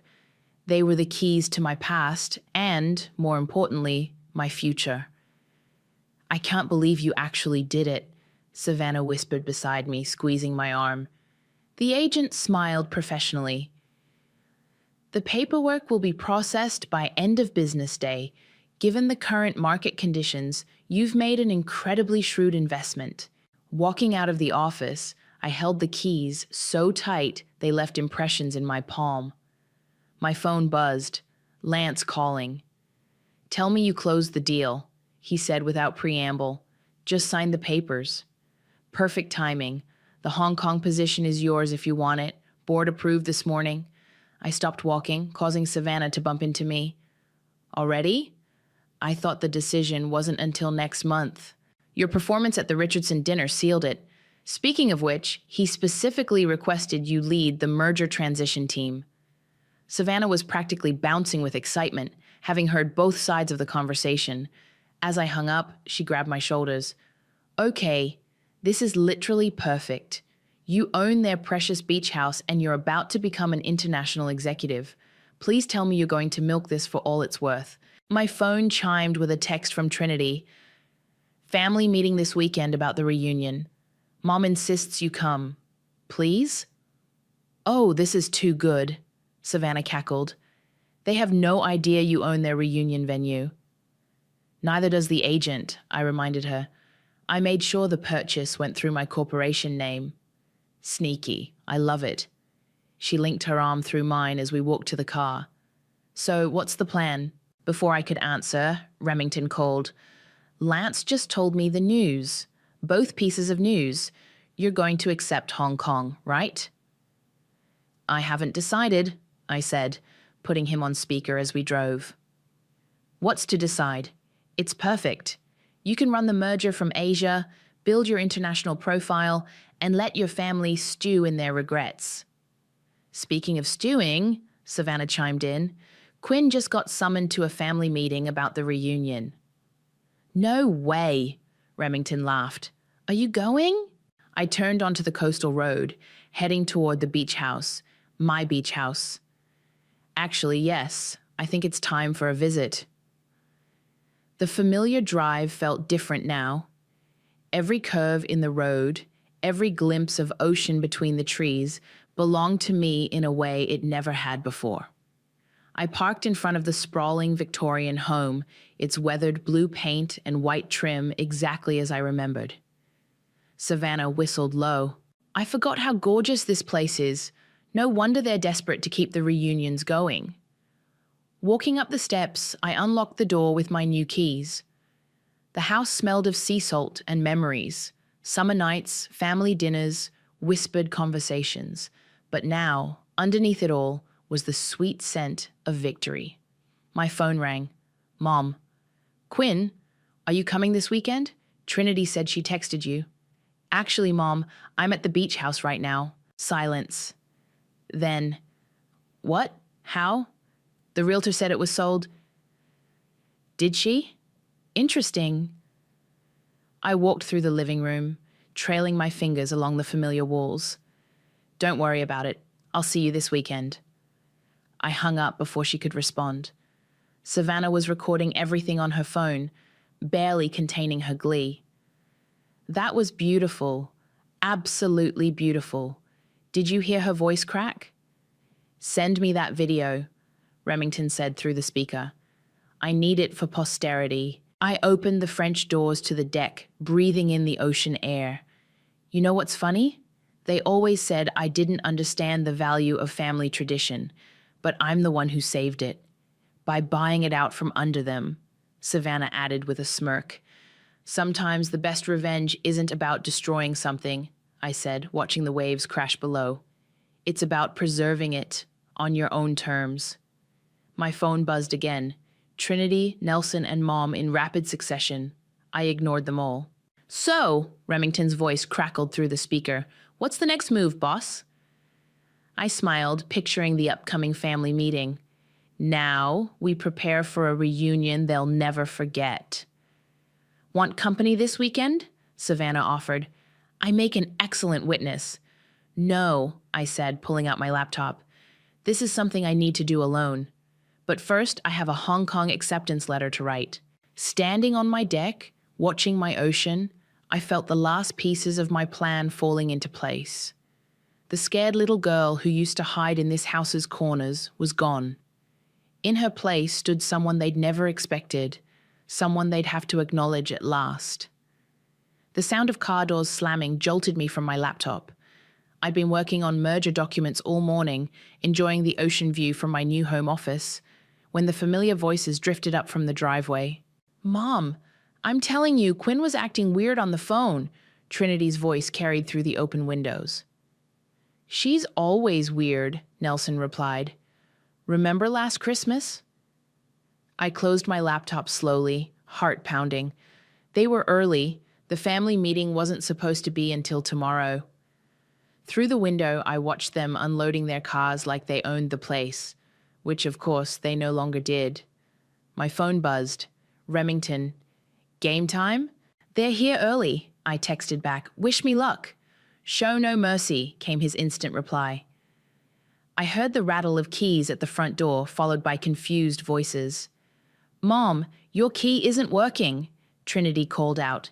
That's impossible. I just had it checked last month. I walked downstairs, each step measured and deliberate in my Louboutins. The sound of my heels on the hardwood made the voices outside fall silent. Opening the door, I smiled at their shocked faces. Looking for something? Quinn? Mom's hand flew to her chest. What are you doing here? How did you get in? I live here, I said simply, stepping aside. Please come in. My house is your house, literally. The silence that followed was delicious. Trinity's mouth opened and closed like a fish. Nelson dropped his duffel bag. What do you mean you live here? Mom finally managed. I walked to the kitchen knowing they'd follow. Coffee? I just made a fresh pot. Colombian roast. I know how much you love it, Mom. Quinn. Trinity's voice had that elder sister edge I knew so well. What's going on? I poured myself a cup, enjoying their confusion. I thought the family meeting was tomorrow. Did I miss a memo? Oh, wait. I smiled over my cup. I guess I'm not usually included in those. Stop playing games, Nelson snapped. How are you even in here? This is our family house. Actually, I pulled out my phone, bringing up the property documents. It's my house now, has been for 2 weeks. Would you like to see the deed? Mom sank into a kitchen chair. That's impossible. We would have known. Would you? When was the last time any of you asked what I was doing with my life? I leaned against the counter, savoring their expressions. Coffee? No, your loss. It's imported. Trinity grabbed my phone, scrolling through the documents. This can't be real. How could you possibly afford? The same way I afford my penthouse apartment, my vacation home in Aspen, and my car collection, I said casually. I work. Remember work? That thing you all said I'd never figure out? Your what? Nelson choked. A car door slammed outside again. Dad's voice boomed through the open door. Why is everyone standing around? Help me with these groceries. In here, Dad, I called out. Let me help you with those. He appeared in the doorway, bags in hand, and froze. Quinn? What's going on? Family meeting came early. I took the bags from him, unpacking them efficiently. Though I should point out, next time you might want to check with me before buying groceries for my house. Your house? He looked at Mom, who was still sitting in shocked silence. Perhaps we should all sit down, I suggested, gesturing to the dining room. I believe we have some catching up to do. They followed me like dazed sheep, settling around the table where we'd had countless family meals I was often excluded from, relegated to the kitchen to help with dishes. So, I settled at the head of the table, Dad's old spot, about this year's reunion. You can't just buy our family home, Trinity burst out. This is our tradition. Funny thing about traditions, I said, examining my manicure. They're only as strong as the people maintaining them. When the bank called about foreclosure proceedings, where was your tradition then? Mom's head snapped up. How did you know about that? I know everything, Mom. I know about the missed payments, the second mortgage, the tax liens. I know because, unlike some people, I do my research before making investment decisions. My phone buzzed again. Savannah. Need backup? All good. Operation Karma in progress, I texted back. Looking up at my family's stunned faces, I smiled. Now, about those reunion plans, I was thinking we might need to make some changes this year. After all, I gestured to the ocean view through the windows. New house, new rules. The look of dawning comprehension on their faces was better than any merger deal I'd ever closed. And we were just getting started. "You could have told us," Trinity said, breaking the tense silence that had fallen over the dining room, "about your success, your career, everything." "Could I?" I raised an eyebrow. "When? Between being uninvited to family gatherings or during those holiday calls that never came?" Dad cleared his throat. "Now, Quinn, that's not entirely fair." "Fair," I laughed, the sound sharp enough to make Mom flinch. "Let's talk about fair. Remember my college graduation? When you all skipped it because Nelson had a soccer game?" "That was different," Mom protested weakly. "Nelson was up for a scholarship, which he didn't get," I finished. "Meanwhile, I was accepting my MBA with honors. Not that any of you knew, since you never asked." My phone buzzed. "Lance. Hong Kong announcement goes public tomorrow. Want me to delay?" "Perfect timing. Proceed as planned," I texted back. Nelson leaned forward.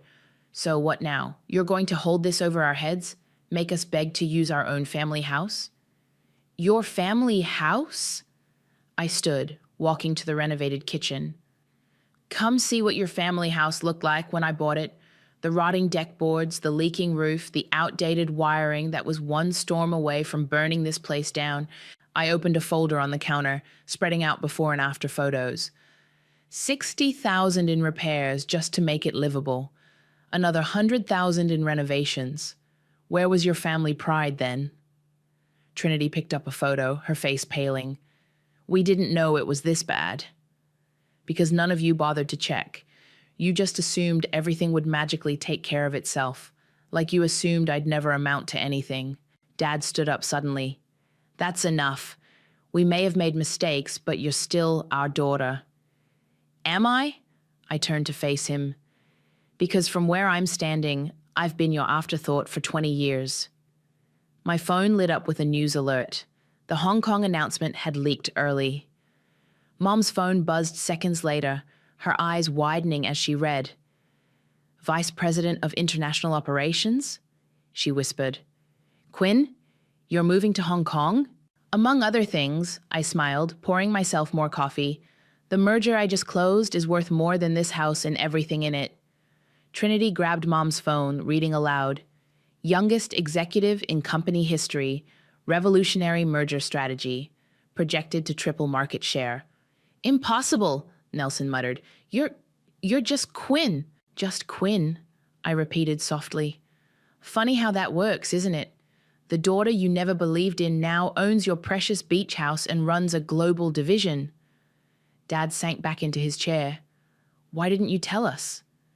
"I did. Every time I tried to talk about work, you changed the subject to Trinity's kids or Nelson's latest venture. Every achievement, every promotion met with polite disinterest." My phone buzzed again. Remington. "Stocks up 12% on the Hong Kong news. You're trending on LinkedIn."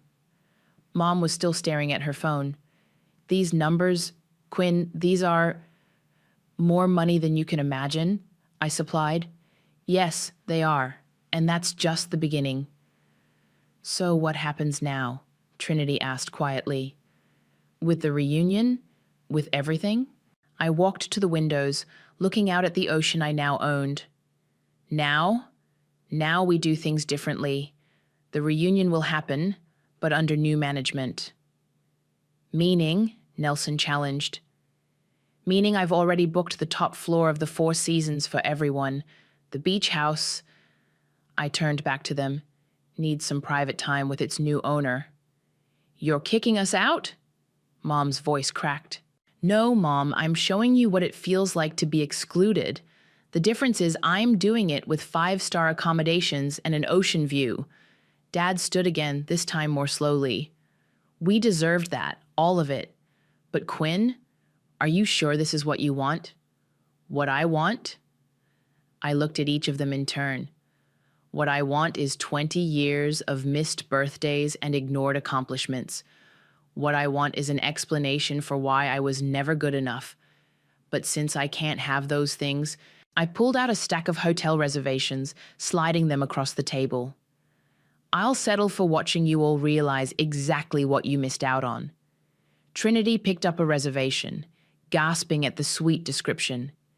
This must have cost less than an hour of my new salary, I cut her off. Consider it a parting gift before Hong Kong. How long? Mom asked, her voice small. How long will you be gone? I smiled, thinking of all the family events I'd missed over the years. Long enough for you to understand what absence feels like. Now, shall we discuss those new reunion rules? The silence that followed was heavy with 2 decades of regret, none of it mine. The Four Seasons lobby buzzed with activity as my family checked into their suites. I stood back, watching Trinity's kids race around the marble columns, while Nelson awkwardly tried to impress the concierge with small talk. Your car is ready, Ms. Quinn. The valet approached with a discreet bow. Mom's head snapped around at his deferent tone. I saw her eyes widen as she took in my Bentley waiting outside. Quinn, she called out, hurrying over. We need to talk. Properly talk. Actually, I have a meeting. I checked my watch. The merger doesn't pause for family drama. Please, she touched my arm, the first physical contact we'd had in years. Just coffee? 20 minutes? I studied her face, noting the new wrinkles around her eyes. Fine, the rooftop lounge, 15 minutes. Upstairs, Mom fidgeted with her coffee cup while I answered urgent emails about Hong Kong. Finally, she spoke. I didn't know you were so accomplished. Clearly, I set my phone down, though you never asked. We thought... She paused, searching for words. After you dropped out of law school, I didn't drop out, I corrected sharply. I got accepted to business school instead, a full scholarship to Harvard, which you'd know if you'd bothered to read any of my letters. Your father and I, we just wanted you to have a stable career. Like Trinity's law practice that she never actually started, or Nelson's string of failed startups that you kept funding. The door opened and Savannah walked in, stopping short when she saw us.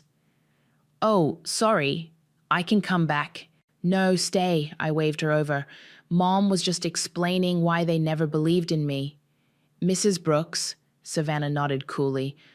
Long time no see. Though I guess you wouldn't remember me from all those holidays I spent with Quinn while you were at Trinity's house. Mom had the grace to look embarrassed. Savannah, of course I remember you. Save it. Savannah sat down. I'm just here to finalize the Hong Kong details with Quinn. You know, for her massive promotion that you all ignored. My phone buzzed. Trinity. Mom okay? She looks upset. She's fine, I texted back, learning some hard truths. Quinn, Mom's voice was barely a whisper. Were we really that terrible?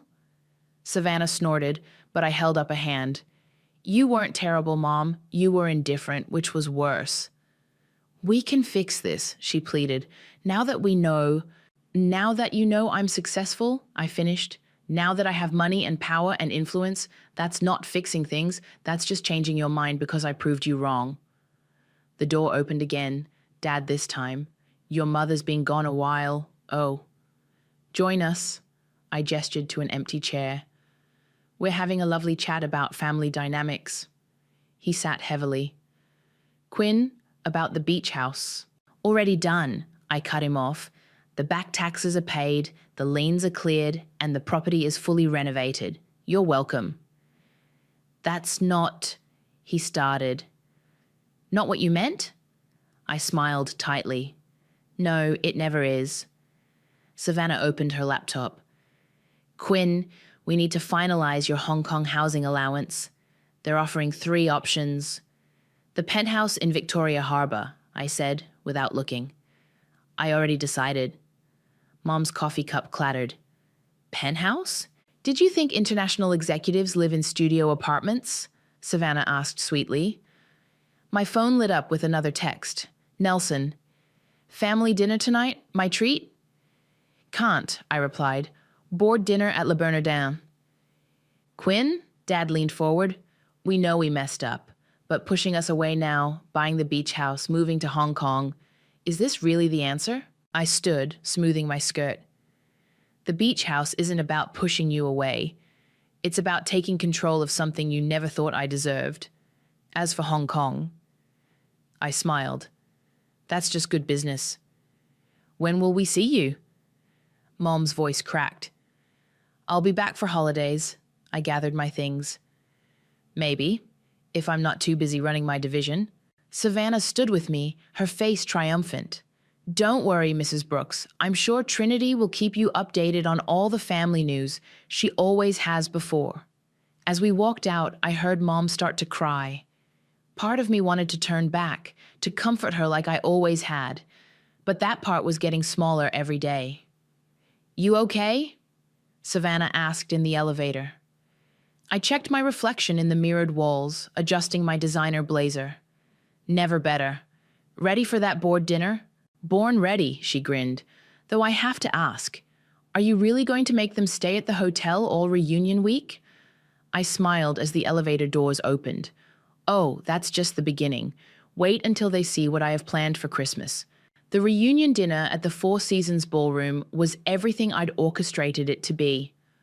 Crystal chandeliers sparkled overhead, string quartet music floated through the air, and my family sat at the main table looking thoroughly uncomfortable in their business casual attire amid the formal setting. Is all this really necessary? Nelson tugged at his borrowed tie. The concierge had supplied emergency formal wear when I'd forgotten to mention the dress code. You mean the 5-star catering? The premium open bar? The private balcony overlooking the ocean? I sipped my champagne. Consider it making up for all those reunions I missed. Trinity's husband whistled as servers presented the appetizers. This caviar is real beluga, isn't it? Only the best for family, I smiled. Though I'm sure it's nothing compared to the sandwich platters you usually serve at reunions. Mom hadn't touched her food. Quinn, can we talk? Privately? I led her to the balcony where the ocean breeze carried the scent of salt and money. Behind us, I could hear Trinity's kids exclaiming over the chocolate fountain. This is cruel, Mom said quietly. Cruel? I turned to face her. Treating my family to luxury is cruel? You know what I mean. Flaunting your success like this. The way you flaunted Trinity's law school graduation? Or Nelson's engagement party? I leaned against the railing. The parties I wasn't invited to? We were wrong, she whispered. Is that what you want to hear? What I want, I said carefully, is for you to understand exactly what you missed out on. Every promotion, every achievement, every milestone you ignored. It all led to this. To me, becoming someone who can book an entire hotel floor without blinking. The balcony door opened. Lance had arrived. Quinn? He nodded, then turned to Mom. Mrs. Brooks, I'm Lance Whitfield. I've been mentoring your daughter for the past decade. Mom's eyes widened. You're her boss? The one from the news? Actually, Lance smiled. As of next month, Quinn will be my equal in the corporate hierarchy, possibly even my superior, given her trajectory. I watched Mom process this information, seeing the reality of my success finally sink in. The Hong Kong position, she said slowly. It's really that significant? Mom, I laughed. I'll be running operations for half of Asia. My signing bonus alone could buy the beach house twice over. Lance checked his watch. Speaking of which, the Tokyo office is waiting for our call, shall we? Of course, I turned to Mom. Enjoy the rest of dinner. The dessert course includes gold leaf. Try not to think about the cost. As we walked away, Lance muttered, brutal. I love it. Back in the ballroom, Remington had arrived with a surprise, copies of tomorrow's Wall Street Journal featuring my face on the business section. Hot off the press, he announced, distributing them to my shocked family members. Thought you might want a souvenir of your daughter's success. Dad picked up a copy with trembling hands. Global market leadership, revolutionary approach to international commerce. Don't strain yourself, Dad, I called out. The numbers might be a bit overwhelming for a small-town insurance agent. Trinity was reading aloud to her husband. Youngest executive to lead Asian operations, projected to increase market share by 300% within 5 years. Quinn, Nelson stood up suddenly. Can I talk to you about a business opportunity? Sorry, little brother. I checked my phone. My investment portfolio is fully managed, but I hear there are some great entry-level positions at my company. The string quartet began playing again as servers brought out the main course, Wagyu beef with truffle sauce. I watched my family try to maintain their composure amid the luxury they'd never imagined their forgotten daughter could provide. Your car is ready for the Tokyo call. The concierge appeared at my elbow. Thank you, James. I handed him a $100 bill. Make sure my family gets anything they need. Of course, Ms. Quinn. As I gathered my things, Mum caught my arm. When will you be back? From Hong Kong? I looked around the ballroom, at the opulence, at my stunned family, at the life I'd built without them. You know what, Mom? I'm not sure. But don't worry, I'll send pictures, just like you all did with the reunion photos all these years. Walking out, I heard Remington announcing to the room, and wait until you hear about her new penthouse in Victoria Harbour. The sound of my heels on marble echoed through the lobby, each step taking me further from the family that never believed in me, and closer to the empire I'd built on their doubt. Let them eat Wagyu, I thought, and choke on every golden bite. The morning sun painted the beach house in golden light as I packed the last of my essentials for Hong Kong. Savannah sat on my bed, helping me sort through old photos I'd found in the attic. Look at this one. She held up a faded picture. Your 10th birthday. You're the only one looking at the camera while everyone fawns over Trinity's new puppy. A knock at the door interrupted my response. Mom stood in the doorway holding a small wooden box. Can I come in? She asked quietly. I nodded, continuing to pack. She sat on the edge of the bed, turning the box in her hands. I found this in our attic, she said. It's everything I saved about you, everything I was too proud to admit I kept. She opened the box. Inside were newspaper clippings, honor roll certificates, even the program from my MBA graduation they'd skipped. You kept these? My hands stilled on a silk blouse. Every single one, she whispered. I told myself I was being practical, not encouraging pipe dreams. But really, I was scared. Scared of what? That you'd succeed where I failed. That you'd break free from the small-town life I settled for. She pulled out a business magazine from last year, one with my name and a 30 under 40 feature. And you did. Savannah stood quietly. I'll give you 2 a minute. No, I caught her arm. Stay. You're more family than most of them have been. My phone buzzed. Trinity. At the beach. Can we talk? Send her up, I texted back. Minutes later, Trinity appeared, looking uncertain in the doorway. Nelson's here too, and Dad. We wanted to see you before you left. They filed in, creating a cramped audience in my bedroom. Nelson clutched a manila envelope. What's that? I nodded toward it. Investment proposals, he admitted.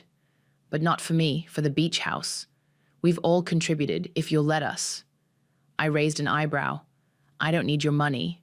We know, Dad stepped forward, but we need to invest in something we should have invested in years ago. Our family. Pretty words, I said, but actions speak louder. Then let our actions show you. Trinity pulled out her phone. I've postponed my partnership acceptance, taking a sabbatical. Thought maybe I could visit you in Hong Kong, really get to know my sister. And I've enrolled in business courses, Nelson added. Online classes. Thought maybe you could mentor me? Actually do it right this time? Mom opened her box again, pulling out one last item, a key. We don't expect you to forgive us, she said, but maybe we can build something new, something better. I looked at the key. What's this for? The front door, she smiled sadly. I kept it all these years thinking it meant something, but you showed us what really matters isn't keys or houses or reunions. It's the people we choose to become. Savannah squeezed my hand as I took the key. I'm still going to Hong Kong, I said firmly. We know, they replied in unison. And I'm still angry. You should be, Dad acknowledged. And this doesn't fix everything. Nothing could, Mom said softly. But maybe it's a start. I walked to the window looking out at our ocean. My ocean. Behind me, I heard the rustle of Nelson's papers, Trinity's nervous breathing, Mom's box of hidden pride. The reunion, I said finally, will alternate between here and Hong Kong, and you'll all need passports. The tension broke. Trinity laughed through tears. Nelson dropped his envelope, and Dad had to sit down. Really? Mom's voice shook. Really? I turned back to them. But not because you've earned it. Because I choose it. There's a difference. Savannah grinned. Does this mean I get to plan the Hong Kong reunion? Because I have ideas. You're all going to learn Mandarin, I continued, and proper business etiquette, and how to navigate international markets. Whatever it takes, Nelson said, and for once, I believed him. My phone buzzed. Lance. Car's here for the airport. That's my cue. I picked up my carry-on. Quinn? Mom stood. Thank you. Not for the forgiveness we don't deserve, but for the chance we didn't earn. I looked at them all, my imperfect, struggling, finally trying family. Don't waste it. Walking down to the waiting car, I heard them following, saw their reflections in the polished black paint, not chasing me anymore, but walking with me, different, but possible. Hong Kong won't know what hit it, Savannah declared, hugging me goodbye. I smiled, thinking of the view from my new office, the family learning to speak my language, the future expanding like the horizon before us. Neither will they, I said, and got in the car. The beach house stood proud behind us, no longer a symbol of exclusion, but a bridge between who we were and who we might become. Not perfect, but possible. And for now, that was enough. I've always known I was the family workhorse, but watching my sister Trinity fake cry at the dinner table while announcing her terminal illness was the moment something inside me finally snapped. My name is Greta, and I've spent the last decade of my life paying my parents' mortgage while they funded my younger sister's endless stream of artistic pursuits. Tonight was just another performance in Trinity's lifelong show, but this time, she'd outdone herself. The doctors say it's rare, Trinity dabbed at her eyes with our mother's best cloth napkin. They've only seen a few cases like mine. Mom reached across the table, clutching Trinity's manicured hand. Oh, sweetheart, we'll do whatever it takes. I stabbed at my untouched lasagna, counting backward from 10. The same lasagna I'd made after working a 12-hour shift, while Trinity had spent the afternoon preparing herself emotionally for this dinner. There's this innovative treatment center in Switzerland, Trinity continued, her voice trembling perfectly. But the cost? Dad cleared his throat. How much are we talking about, Princess? 200,000. Trinity's eyes darted to me for a split second. But they have payment plans. The silence that followed was deafening. I knew what was coming next. It was as predictable as sunrise. Greta, Mom turned to me, her eyes already hardening. Your sister needs us. She needs me, you mean? I set down my fork. Since when do you have a rare illness, Trinity?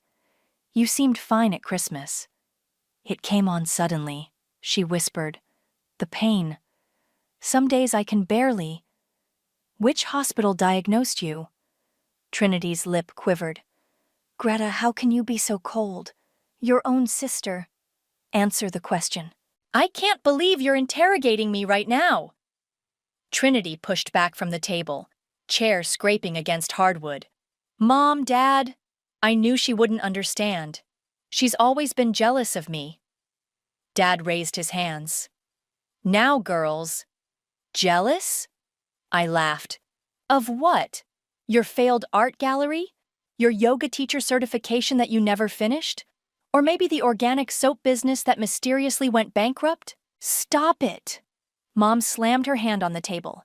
Your sister is sick and you're acting horrible after everything we've done for you? Everything you've done for me? The words escaped before I could stop them. I've been paying your mortgage since I was 22. I covered Trinity's college debt. I bought you a new car when yours died. What exactly have you done for me? Trinity burst into fresh tears, right on cue. Mom rushed to comfort her while Dad looked anywhere but at me. If you won't help your sister, Mom's voice was ice, then maybe we should discuss your apartment. My stomach dropped. What about my apartment? Well, Dad fidgeted. It's just that, since you're the only one with real collateral. I stood up so fast my water glass toppled. You want to mortgage my apartment? The one I bought with my own money? It's just temporary, Trinity sniffled. Once I'm better, get out. My voice was barely a whisper. Excuse me? Mom's eyes widened. Get out, all of you, now. They left in stages. Trinity first, supported by Mom as if she could barely walk, Dad trailing behind with mumbled apologies. The moment the door closed, I sank to the kitchen floor, shaking. My phone buzzed. Unknown number. Hello? Is this Greta? A man's voice, unfamiliar. Look, I know about your sister's treatment center. Google the place, check the photos. And while you're at it, look up reviews for the Grand Alps Resort and Spa. Same building, same staff, different name. Who is this? Click. I sat there for a long time, my dinner growing cold on the table, Trinity's performance replaying in my mind. The perfect tears, the vague diagnosis, the convenient treatment center in Switzerland. My hands were steady as I reached for my laptop. One quick search would tell me if I was crazy for doubting my baby sister. One search to prove Mom right about what a horrible person I was. The photos loaded, and suddenly, I wasn't shaking anymore. I wasn't even angry. For the first time in my life, I felt something else entirely. I felt dangerous, because there it was. The exact treatment center Trinity had described, complete with luxury spa packages, 5-star restaurants, and not a single mention of medical care anywhere on the website. Game on, little sister. Game on. Holy shit, Rebecca said, scrolling through the resort's website on her phone. Look at these amenities. Hot stone massage, caviar facial, champagne brunch, some treatment center. We were sitting in her cramped PI office, coffee cups growing cold between us. Rebecca had been my best friend since 3rd grade, and she was the only person I trusted with this. Keep scrolling, I said. Check out the pricing. $2,000 a night for the luxury suite? Jesus. She looked up. And your parents are actually buying this? My phone buzzed. Another text from Mom. Trinity's in so much pain today. Hope you're proud of yourself. I showed Rebecca the message. They're not just buying it. They're trying to guilt me into funding it. What about her boyfriend, Ross? Wasn't he supposed to be some hotshot day trader? Funny you should ask. I pulled up Ross's Instagram. Look where he checked in 3 days ago. Rebecca's eyes widened. The Grand Alps Resort and Spa. Well, isn't that convenient? It gets better. I opened my email. This morning, Dad sent me paperwork to co-sign a loan against my apartment. They need it urgently for medical expenses. Tell me you didn't sign. Of course not, but they're not letting up. I showed her the dozen missed calls on my phone. Trinity's even got our aunts and uncles involved now. Everyone thinks I'm the monster who won't help save her life. Rebecca set down her phone and leaned forward. Greta, this is fraud. Like actual criminal fraud. If they take out loans based on false medical claims, I know. I rubbed my temples. But I need proof. Real proof, not just website screenshots. A slow smile spread across Rebecca's face. Well, you're sitting in a private investigator's office, and I happen to have some contacts in Switzerland. How much? For you? Pro bono, Consider it payback for that time you helped me move apartments. She was already typing on her computer. Give me 48 hours. My phone buzzed again.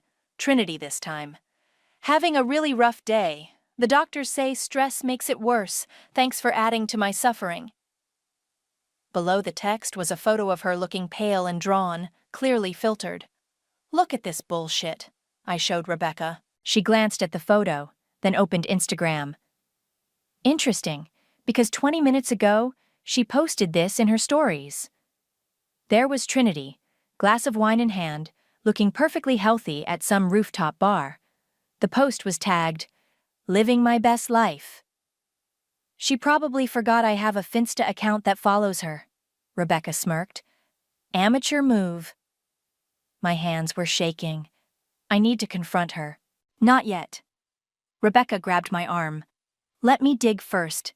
If she's really planning to scam your parents out of their retirement and your property, we need to nail her properly. Just then, Rebecca's computer pinged. She clicked something and her eyebrows shot up. Well, look what my contact at the Swiss bank just sent over. I leaned in to look at the screen. There it was. A receipt for a 3-month booking at the Grand Alps Resort and Spa paid in full. The name on the booking, Trinity Lawson. 3 months? I whispered. She's already paid for it? With a hefty deposit. Rebecca scrolled through the details. And look at the booking date, 2 weeks before she announced her illness to your family. My phone buzzed again. Dad this time. Your mother's crying. Is this what you want? To tear this family apart? I stared at the message, something cold and hard forming in my chest. You know what, Dad? Maybe it is. Rebecca looked up sharply. What are you thinking? I'm thinking it's time someone taught my sister about consequences. I stood up, gathering my things. Keep digging. I want everything. Bank records, social media, witness statements, whatever you can find. And then what? I thought about all the years I'd spent being the responsible one, the reliable one, the one who always cleaned up everyone else's messes. And then, I said, I'm going to destroy her little fantasy world, piece by piece. As I reached the door, Rebecca called out, Greta, just be careful. Family drama can get ugly fast. I turned back, managing a smile that felt more like a grimace. Rebecca, it's been ugly for years. The only difference is, now I'm done pretending it isn't. Walking to my car, I got one more text. Trinity again. The clinic needs an answer by Friday. Hope you can live with yourself if something happens to me. I saved the message. It would make a nice addition to the evidence pile.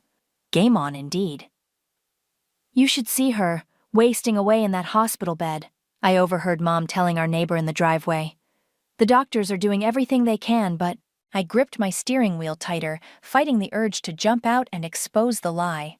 Trinity hadn't been near a hospital bed in years, unless you counted the time she faked food poisoning to get out of paying her restaurant bill. My phone lit up with a text from Rebecca. Got more. Ross has been living at the resort for 2 weeks already, charging everything to Trinity's new credit card. Before I could respond, another message popped up. Also found social media posts from resort staff. Guess who's been bragging about their VIP guests coming for a 3-month stay? I was about to reply when Mom knocked on my car window, making me jump. We're having a family meeting, she said through the glass. Now. Inside, Dad sat in his usual recliner while Trinity perched on the couch, wrapped in a blanket despite the summer heat. She'd really committed to the look. No makeup, hair deliberately messy, dark circles under her eyes that I recognized from my old theater makeup kit. The clinic called, Trinity said weakly. They need the first payment by tomorrow, or they'll give my spot to someone else. Dad shifted uncomfortably. Greta, honey, about your apartment. No. I remained standing, arms crossed. I'm not signing anything. You selfish bitch. Trinity's sickly facade cracked. I could die. Really? I pulled out my phone. Because according to your boyfriend's Instagram, you look pretty lively at that rooftop bar last week. Trinity's face went pale. For real this time. You're stalking Ross? Interesting that you're more worried about Ross than explaining why you're supposedly dying but still partying. Those are old photos, she stammered. He's having trouble accepting my diagnosis. Mom stepped between us. That's enough. Greta, your sister provided all the medical documentation. Show me. I turned to Trinity. Show me one actual medical report, one real doctor's name, one legitimate diagnosis.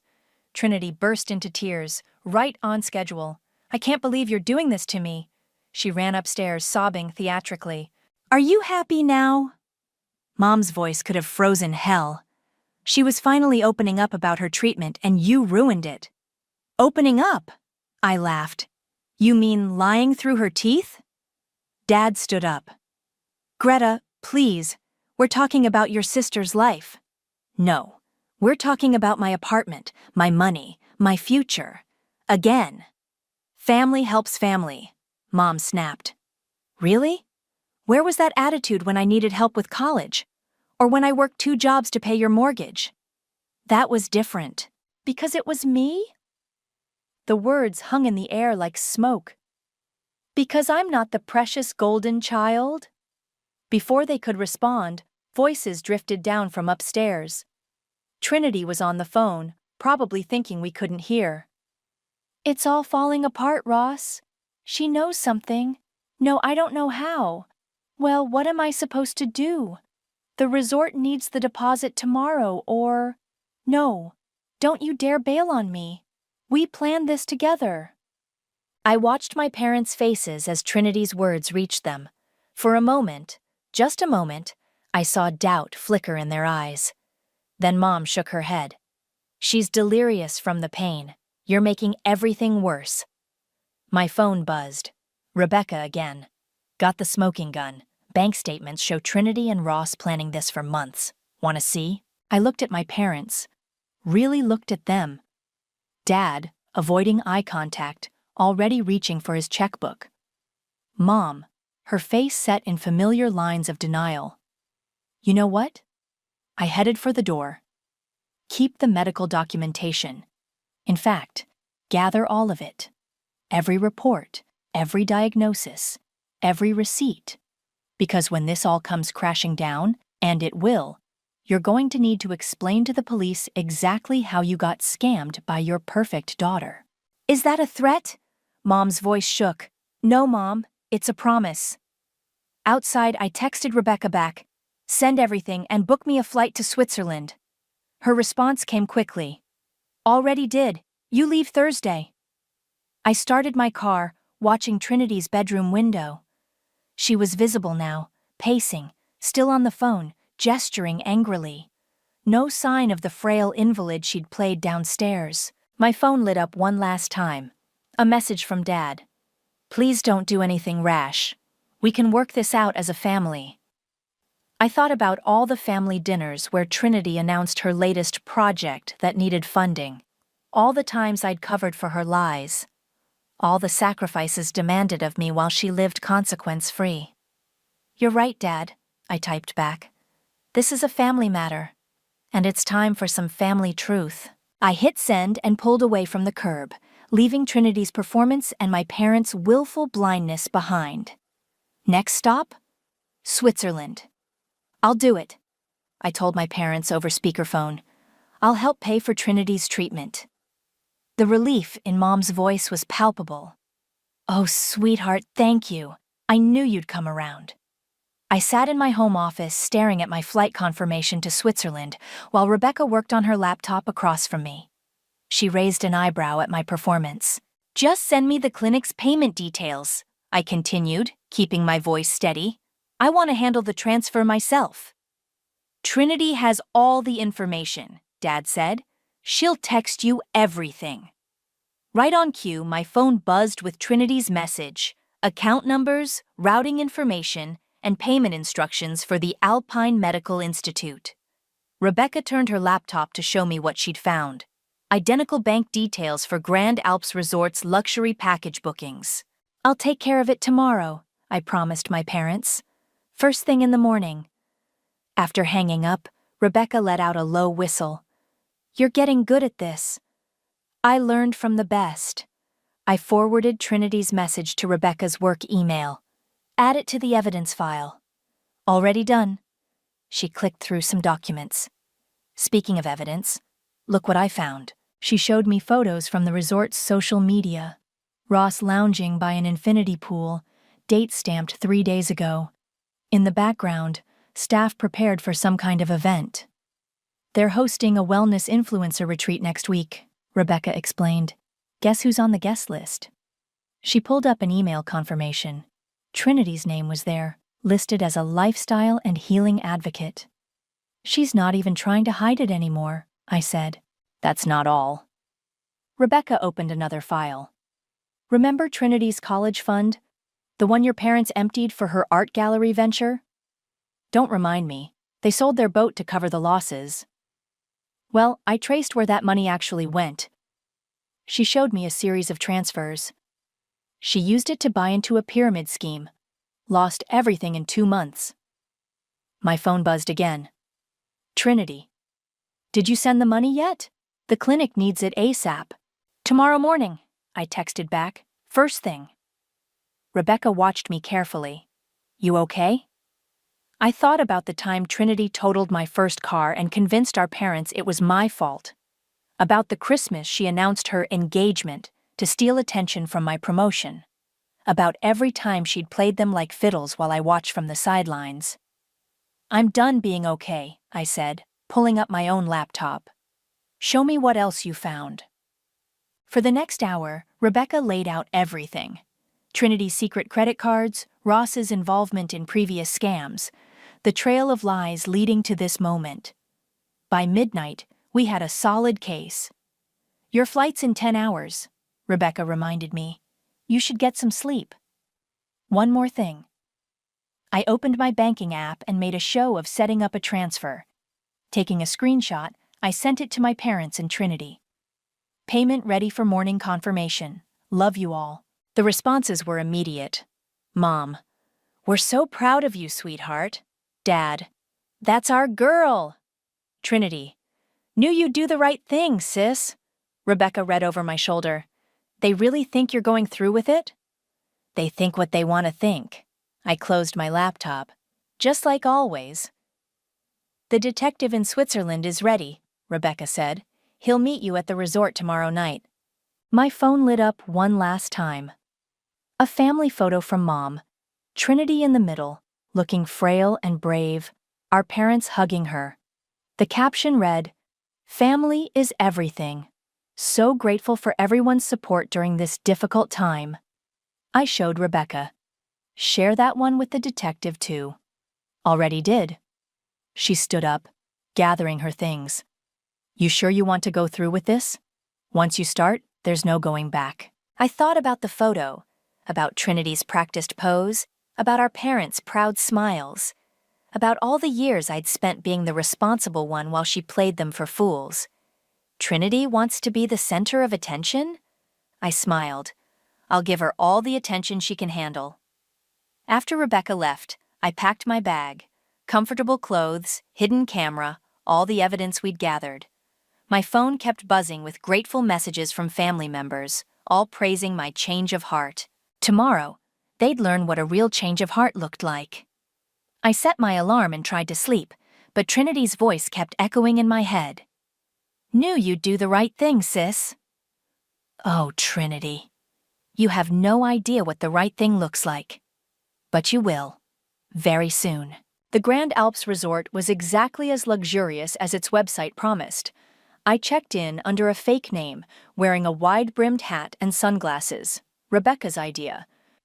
The concierge directed me to my room, right down the hall from Trinity's suite.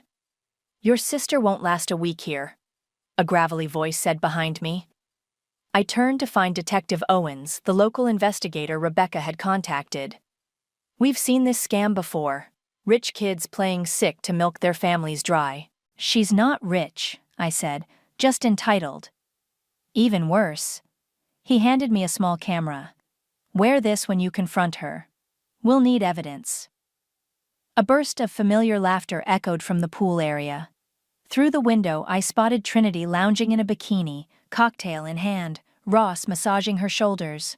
No sign of any terminal illness. Got your wire on? Owens asked. I tapped the pendant Rebecca had given me. Recording everything. Good, because your sister's been busy. He showed me his phone. She's already booked 3 months of spa treatments. Charge them to your parents' credit card this morning. My hands clenched. After I promised to pay? Greedy people get sloppy. He nodded toward the pool. Go, watch, document, but don't confront her yet. I made my way to a shaded lounger, ordering a water to blend in. Trinity's voice carried clearly across the deck. The best part? She was saying to Ross. Greta actually fell for it. She's transferring the money tomorrow. Ross laughed. Your sister's such a sucker. Always has been. Remember when she paid my college debt? God, she'll believe anything if you cry enough. I clicked the pendant, making sure it caught every word. What about your parents? Ross asked. They really think you're dying?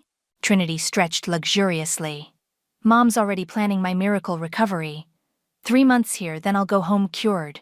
They'll be so relieved they won't even ask questions. And the money? What can they do? Sue their dying daughter? She sipped her cocktail. Besides, once Greta's payment clears, we're extending our stay. I found this amazing villa in Bali. My phone buzzed. Mom, Trinity's having such a rough day at the clinic. Thank you for helping, sweetie. I snapped a photo of Trinity getting a poolside manicure and sent it to Detective Owens. That's good, he texted back, but we need more. Follow her. For the next few hours, I tracked Trinity through the resort. She got a massage, for my pain, ordered champagne lunch, building my strength, and booked a sunset yacht tour, fresh air therapy. Not once did she go near the medical center she'd claimed was treating her. Miss? A resort employee approached my lounger. Ms. Trinity asked me to deliver this schedule to her sister. Are you? I took the paper. It was a full itinerary of spa treatments, parties, and excursions, booked solid for 3 months. Perfect, Owens texted when I sent him a photo. Meet me in the lobby. Time to move. Before I could stand, Trinity herself appeared by my chair. Oh my God, she gasped. Greta? I lowered my sunglasses. Surprise. What are you doing here? Her face cycled through shock, fear, and anger before settling on her familiar victim expression. I mean, I'm supposed to be starting treatment. Really? I held up her schedule. Before or after your caviar facial? You don't understand. Oh, I understand perfectly. I stood up. The question is, will Mom and Dad understand when they see these photos? Or should we ask the police to explain it to them? Trinity grabbed my arm, her fake frailty forgotten. You wouldn't dare. Watch me. I'll tell them you're lying, she hissed. They'll believe me. They always believe me. I smiled, touching my pendant. That's why I recorded everything you just said by the pool. The color drained from her face. Greta, wait. Miss? Detective Owens appeared beside us, badge visible. Is this woman bothering you? Trinity's eyes darted between us, realization dawning. You set me up. No, Trinity. You set yourself up. I nodded to Owens. Show her what we found. As Owens laid out the evidence, the fraudulent charges, the fake medical documents, the recorded conversations, Trinity's perfect mask finally cracked. You're supposed to be the good one, she spat. The reliable one. The one who fixes everything. Not anymore. I turned to leave, then paused. Oh, and Trinity? Mom's expecting you at the clinic tomorrow for treatment. Should I tell her you're busy with your yacht tour? Her scream of rage echoed across the pool deck, drawing stares from other guests. But I didn't look back. For the first time in my life, I wasn't there to fix Trinity's mess. I was there to expose it. Your sister's trying to leave the country, Detective Owens said, bursting into my hotel room at dawn. Ross booked them flights to Bali for tonight. I was already dressed, waiting for this. Did you stop them? Better. He grinned. We froze their accounts, all of them. including the ones your parents don't know about. My phone rang. Mom's name flashed on screen. Greta? Her voice was frantic. Trinity's not answering her phone. The clinic says they've never heard of her. What's going on? Where are you? Your father and I just landed in Switzerland. We wanted to surprise Trinity, support her through treatment, but... Stay there, I cut her off. I'm sending you the resort's address. And Mom, bring your credit card statements. An hour later, I stood in the resort's lobby watching my parents walk in, their faces dropping as they took in the luxury surroundings. This is the clinic? Dad asked. No, I said. This is where your money went. Detective Owens appeared with his tablet. Mr. and Mrs. Lawson, we need to talk about your daughter's fraudulent activities. Mom's face hardened. Greta, what have you done? Show them. I nodded to Owens. He pulled up photos. Trinity partying, Trinity shopping, Trinity and Ross planning their next destination. Then came the bank statements, the fake medical documents, the recorded conversations. That's not... Mom sank into a chair. She wouldn't. Mrs. Lawson, Owens said gently. Your daughter and her boyfriend have been running similar scams across Europe. This isn't their first time. Dad's voice shook. How much? From you? Almost $500,000, counting credit cards and loans. Owens scrolled through his notes. From others, we're still calculating. A commotion erupted near the elevators. Trinity appeared, dragging luggage, Ross right behind her. Run! She shouted when she saw us. Ross, go! Ross took one look at the police and bolted toward the service exit. 2 officers tackled him before he made it halfway. Trinity, Mom whispered. Trinity froze, her perfect patient mask slipping into place. Mommy, Daddy, I can explain. Save it, I snapped.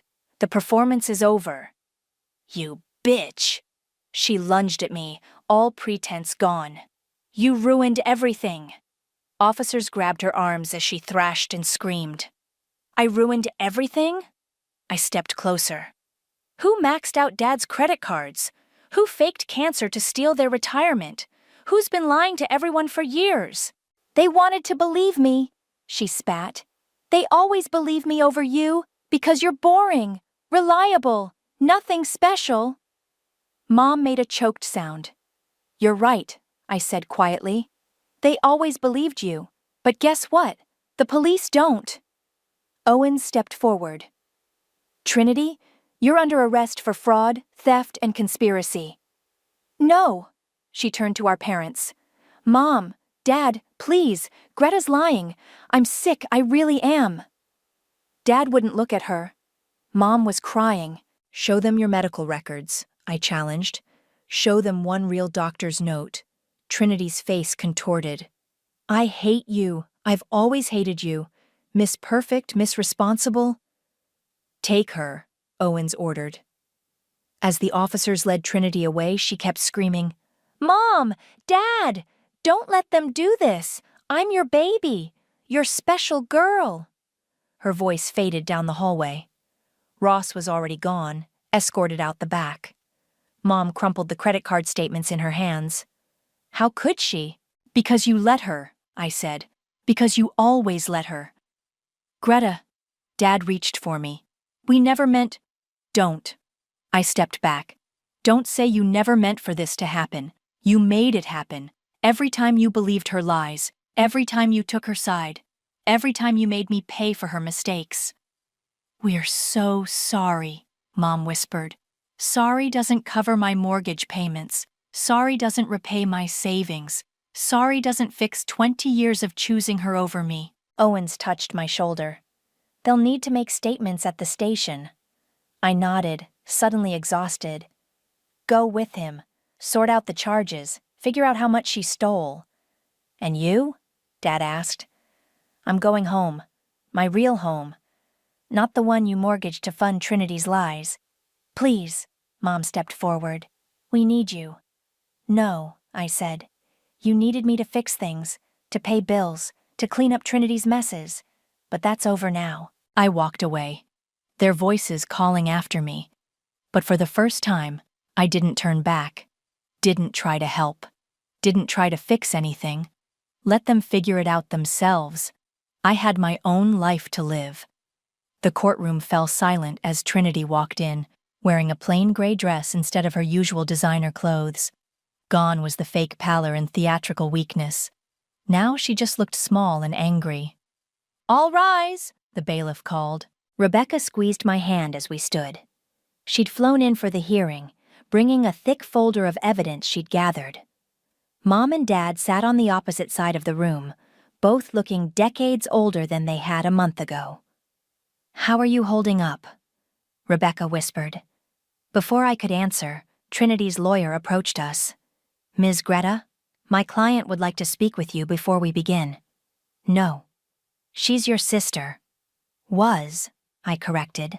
"She was my sister." The prosecutor stood up.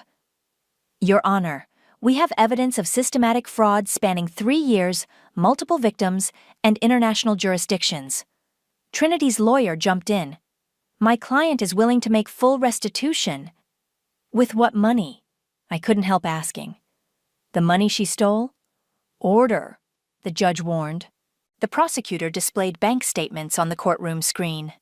Evidence shows the defendant orchestrated multiple schemes, including faking terminal illnesses to extract money from family members and charitable organizations.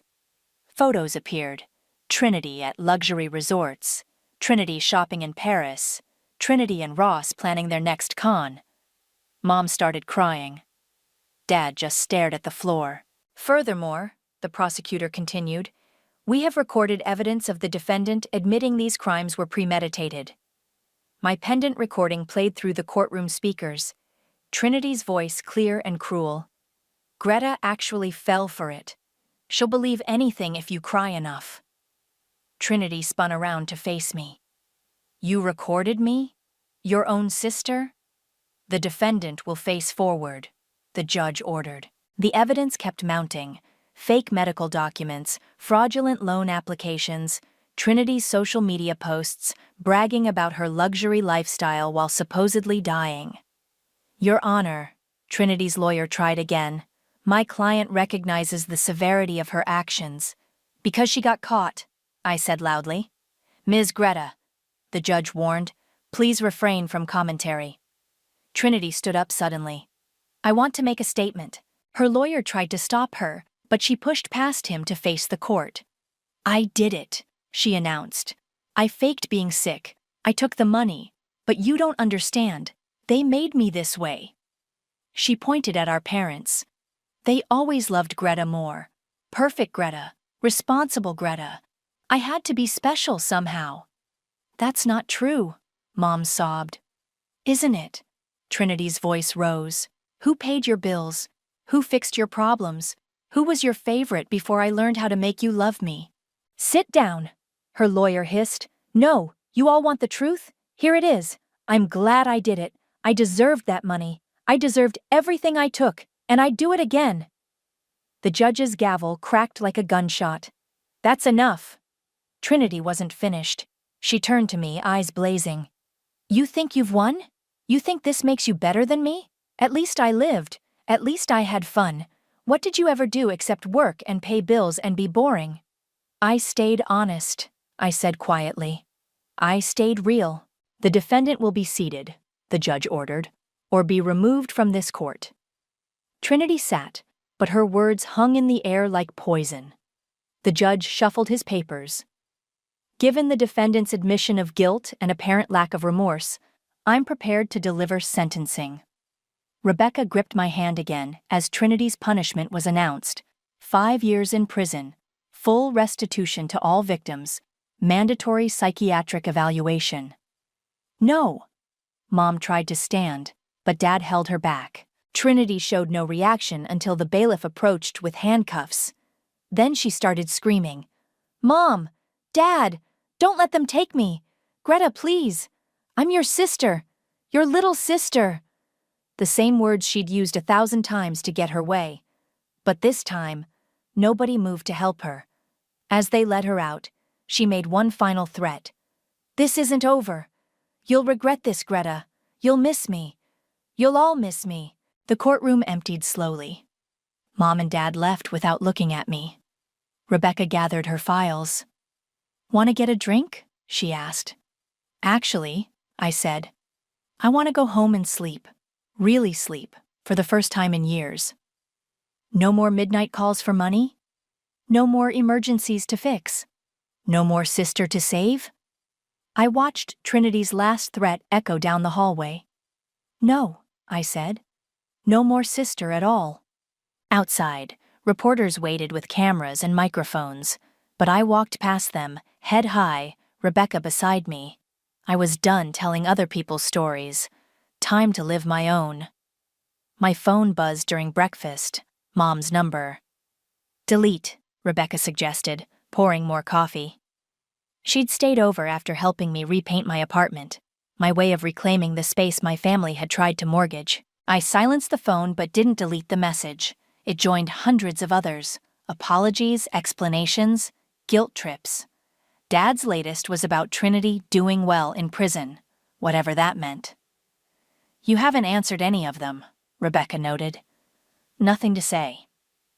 The doorbell rang. A delivery man held out a certified letter. My hands shook as I read it. Trinity's restitution payment. The first installment. Money earned from prison work. Barely a fraction of what she'd stolen. But something. "Well," Rebecca said, reading over my shoulder. "That's unexpected." Another buzz. A text from an unknown number. "It's Ross. We need to talk." "Delete that one," I said. Rebecca complied, then hesitated. "Your mom's at the door." Through the window, I saw her standing there, clutching her purse, looking lost. The same look she'd worn at Trinity's sentencing. "Let her knock," I said. But she didn't knock. Instead, she slipped an envelope under the door and walked away. Inside was a bank statement. My name had been added to my parents' new account, not as a contributor this time, but as a recipient.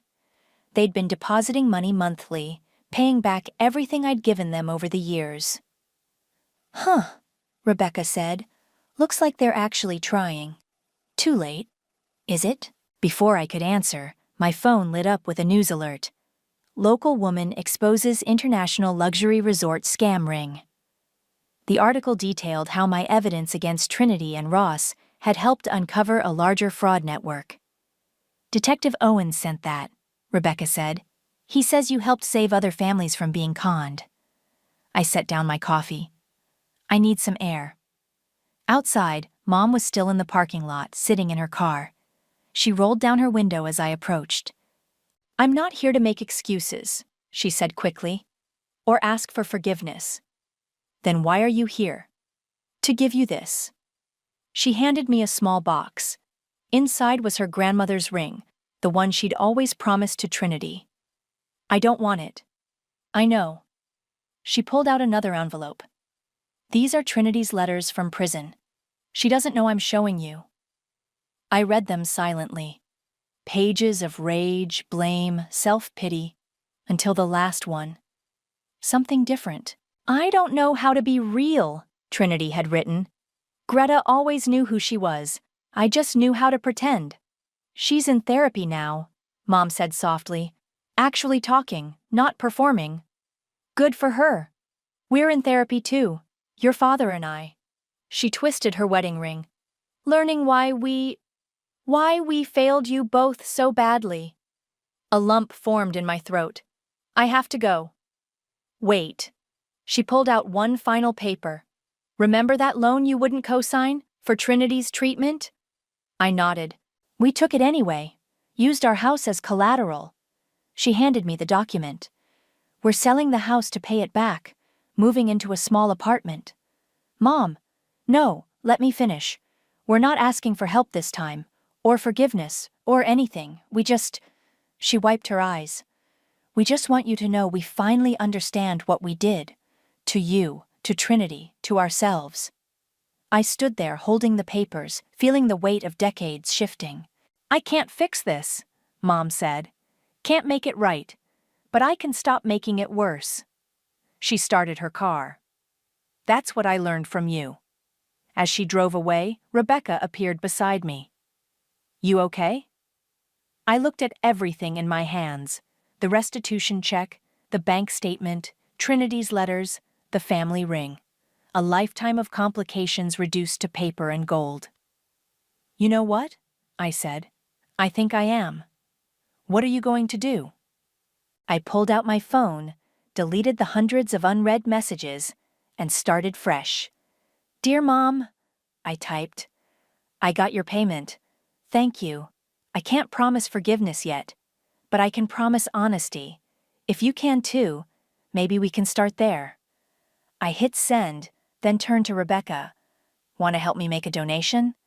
The restitution money? To fraud victim support groups. I smiled. Seems fitting.